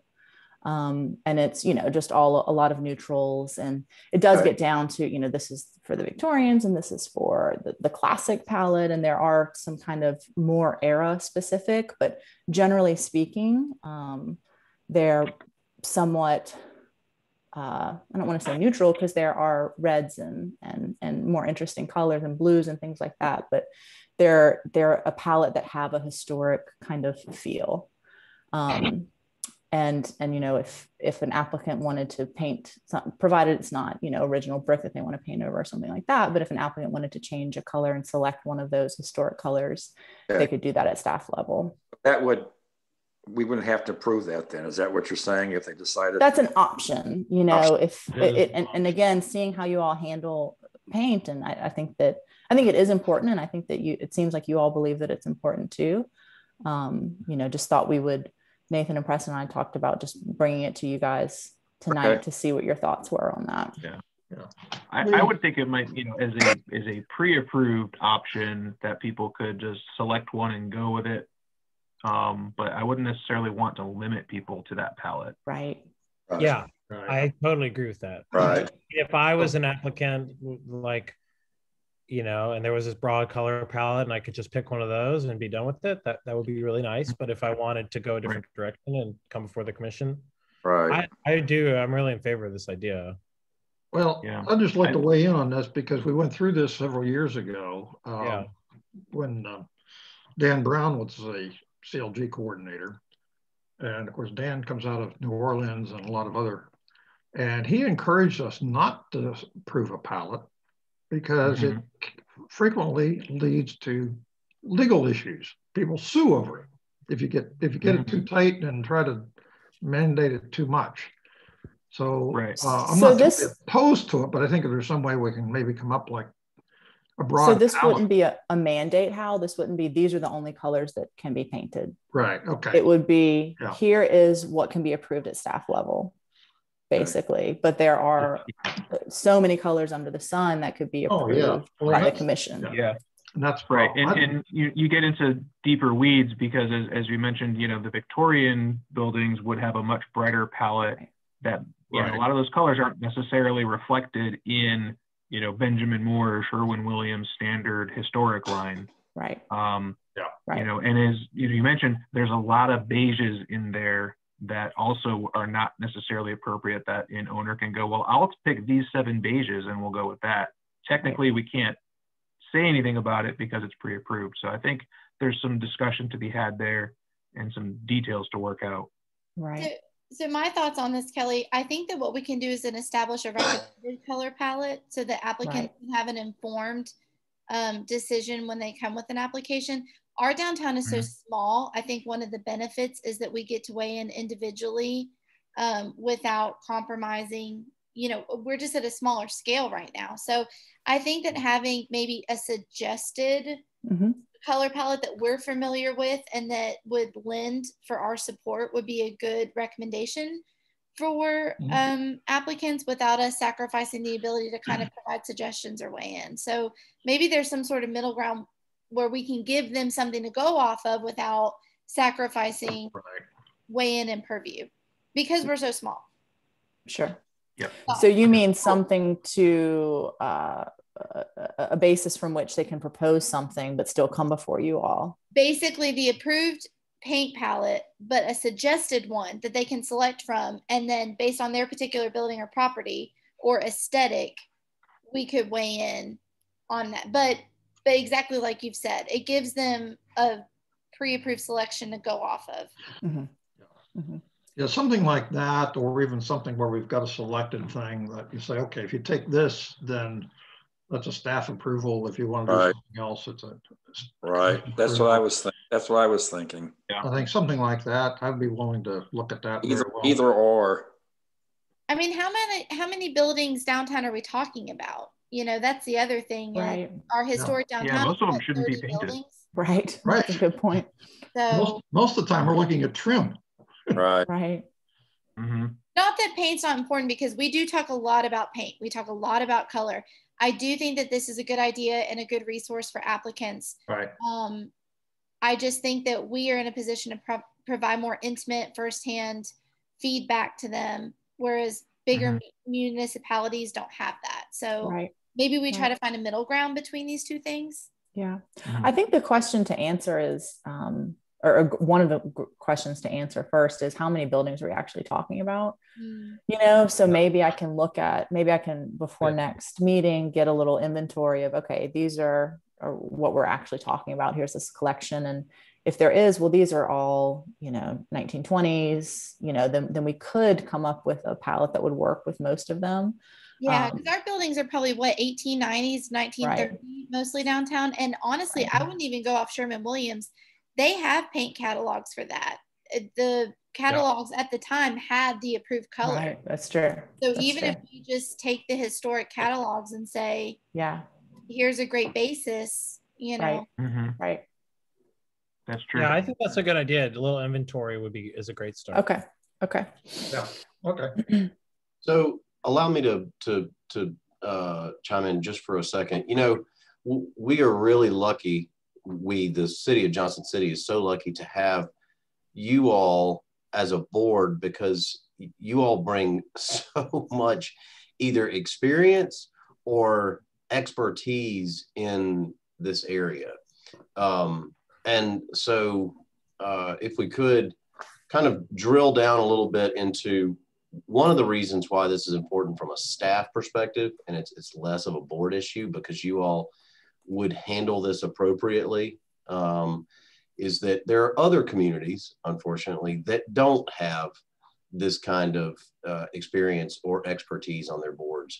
And what happens often is, because you all are technically what's called a quasi-judicial board, meaning that the decisions you're making and the information you're receiving is evidence-based. You're not, you don't do this, but you shouldn't ever consider one of these applications like the city commission considers a rezoning. It's not opinion-based. It's not based on whether or not you like that person or the sky is blue, or it's not policy-based. It's evidence-based, and whether or not someone brings, and it's the responsibility of the property owner, like the Nielsen's did today, to bring forth evidence to show whether or not they meet the guidelines, and anybody in opposition to show that they don't meet the guidelines. And so one of the things that I've experienced both in North Carolina in the 15 years I was there, and then in the short time that I've been here in Tennessee, is that is with quasi-judicial boards, evidence-based boards, you've got to be very careful with making or avoiding arbitrary and capricious decisions. And so paint is so doggone arbitrary. And well, it's so subjective. Because paint is so subjective, it can lead to arbitrary decisions. And so, so I appreciated Commissioner McCuster's comment just a minute ago was, well, now wait a minute, let's not limit ourselves to just this palette. You know, let's allow for our customer base to expand beyond that. And I also appreciate Hal's comments, because I thought Kelly's follow-up was right on point, that this is not mandatory. I think whatever we do, wherever you all go as a board and with Kelly, just keep that in mind, that the goal here is obviously to meet the intent of our guidelines, but the secondary goal is to do everything we can to avoid from making arbitrary decisions, and paint is a nightmare. Right.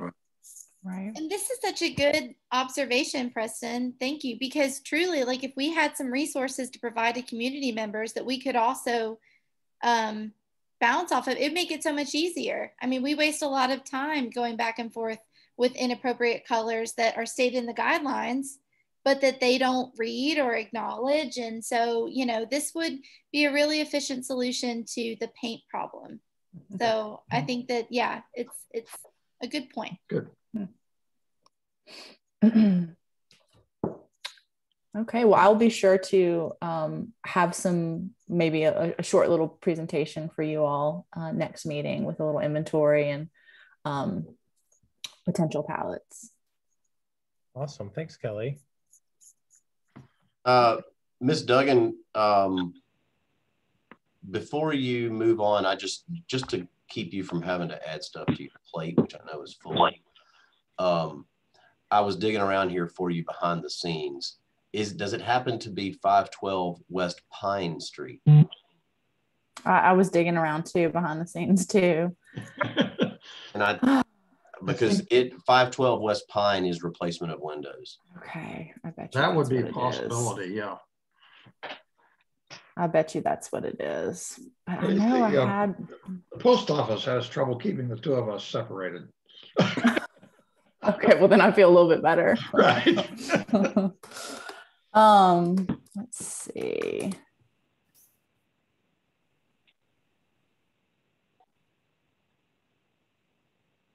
That is it. It is West Pine. Okay. Thank you, Preston. Sure, no problem. I mean, that is it, and the certificate of appropriateness is written for that too. That was just my mistake in putting it together. No, because the house, even 512 West Pine, unless I'm about to misspeak, doesn't look too far off from Hal's house. Right. No, it doesn't. Okay. Yeah, they're both brick bungalows, correct? Well, no, it's more of a bungalow. Mine's a 4-square. Oh, pardon. Okay, yeah. So y'all are getting into areas of expertise outside mine. Yes, that is it. Thank you. Thank you. That is and I'll include that in our next meeting, the correct photo. Okay. Thank you. Okay. All right. That was all I had. Okay. Thanks, Kelly. Well, this has been great. A busy meeting tonight. Lots discussed. Guess it's time to adjourn. Hopefully the next time we all get together, we will be in person. Nathan, yes. Before we do that, I have a question. Yes. Sorry, fellow commissioners and everybody else, but I'm wondering about our subcommittees. So I'm currently on beautification and blight, and I know that Liz recently stepped down, and so Cooper took that spot, which is awesome. Are there any planning or actions that we need to be doing on behalf of our subcommittees at this time? Are those postponed because of the pandemic? I don't want to be negligent, so I want to make sure that membership in those committees is not being overlooked. So I can say something, Megan, for the Downtown Design Committee. They're talking about redoing the sign in the parking lot on State of Franklin, the big parking lot in the back, changing that sign and doing things with that. And also maybe getting rid of that blue plum sign that's so your committee is active right now, Wes? Yes, we've had a meeting last Thursday. We've had 3 meetings this year already. Okay. So it's the downtown square sign, Megan, in the big parking lot in the back there on State of Franklin. They're thinking about changing that and doing something with the plum sign that's also on the corner of State of Franklin. I believe that's Buffalo Street there, where they're putting the addition. Well, that committee basically is a JCDA committee. Yeah, it is. It is. Well, it's not part of Connect Downtown. Right. Now, I was told. Whatever. Yes. they've changed or what have you. So that's a little update on that for you guys. Nothing's been determined yet. And well, I can also give you maybe a heads up that Phil Penzola said that they may put lights on all the buildings on Main Street and Market Streets. That's being discussed right now. I don't know how far that's gotten. So they would have lights like all string along lights? the building. Yes. Just kind of, it'd be kind of like Christmas lights or what have you, just that type of stuff. Right. So like the breezeway they just did.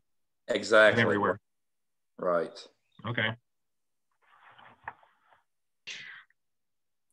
Megan, who because in my conversations with Matt before he left, you know, he was talking about we really need to get this Blight and Beautification Committee back active. And so how long has it been inactive? I don't know. So I've been on the board for about a year and I've never met in the subcommittee. I took over for a retiree member and joined about that time. So again, I just wanted to check in to make sure that I wasn't out of the loop in my subcommittee for whatever reason. But I would say about a year, maybe. I don't know. It's been way over a year. The committee only met twice. So if I can, it would probably need to either be totally reconfigured or I don't know actually, but it only met twice. Okay, that's good to know. Yeah. I don't know much about it. I just want to check in with you guys and make sure. So let me help out a little bit here.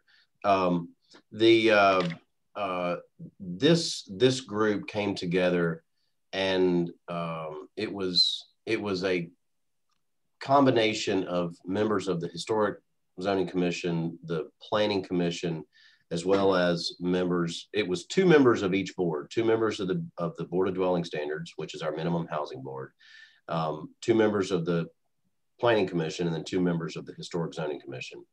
And then, City Commission. And then, and then 1 member, right, from the City Commission, which I believe was John Hunter. And this group was then being staffed by multiple staff. The lead really from the building and code enforcement side was our previous chief building official, Jim Sullivan. And then we from the planning side were providing planning and zoning assistance. Yes, we did have, we had a great kickoff, and then we had a second update meeting where we were really trying to establish some high-level goals. And then the fall of 2019 and really the fall of 2019 arrived, and Jim Sullivan, the chief building official, left. And so when he left, there was a pretty large hole there.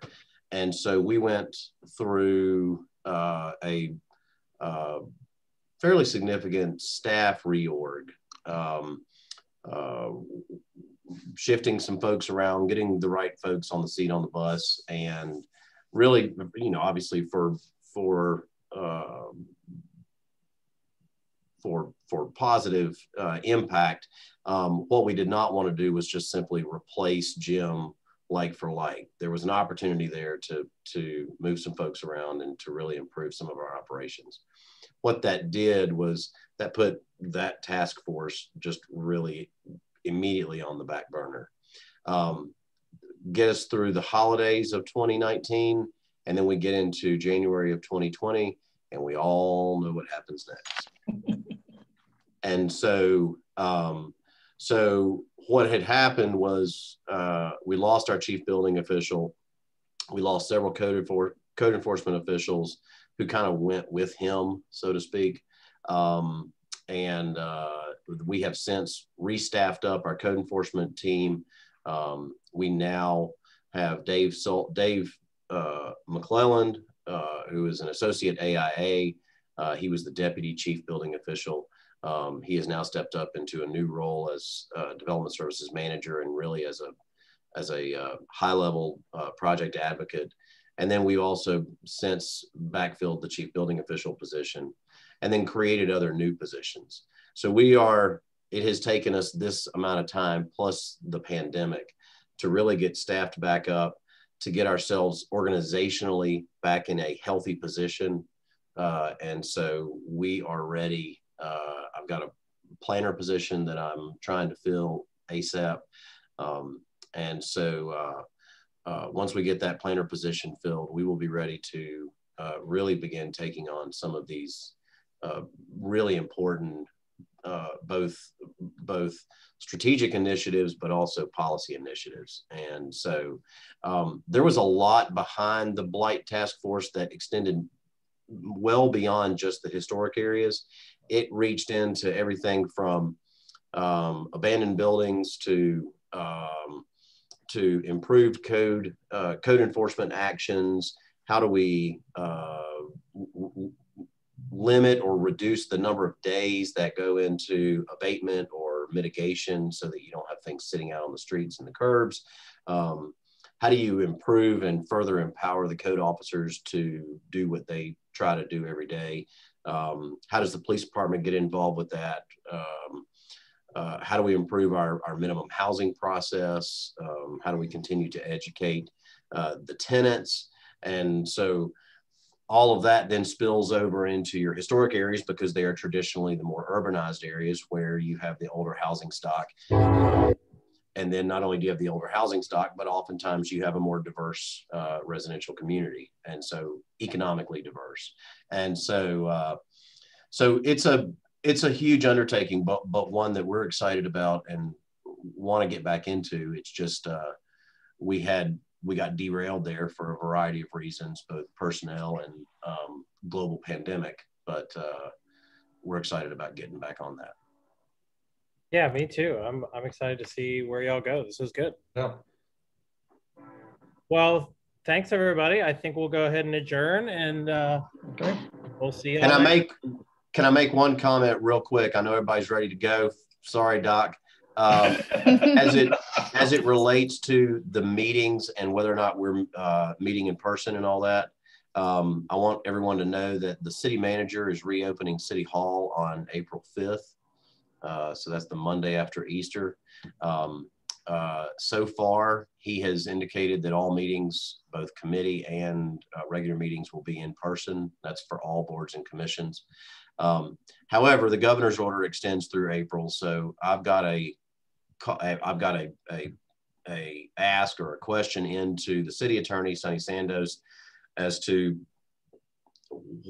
how all that plays out. You know, he's our CEO, and we need to honor his decisions. So it has been said that we will reopen, but I need to see how all that plays out with the governor's orders. So more to come on that.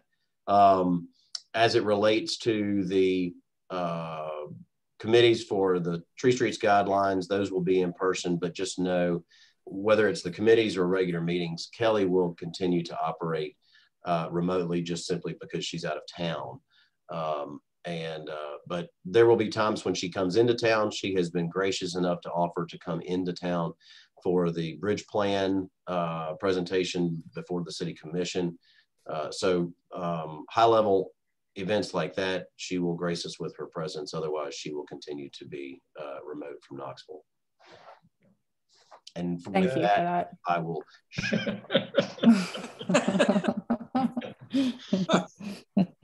Thank you. I think that, sorry, Nathan, but I think even still, you know, that wasn't the kind of regular standing meeting I had in mind for. I was thinking just a quick, you know, virtual check-in. So we'll rethink that. Good. All right. Thanks, everybody. See y'all soon. Yes. Thank you all very much. Thank you all. See you, everybody.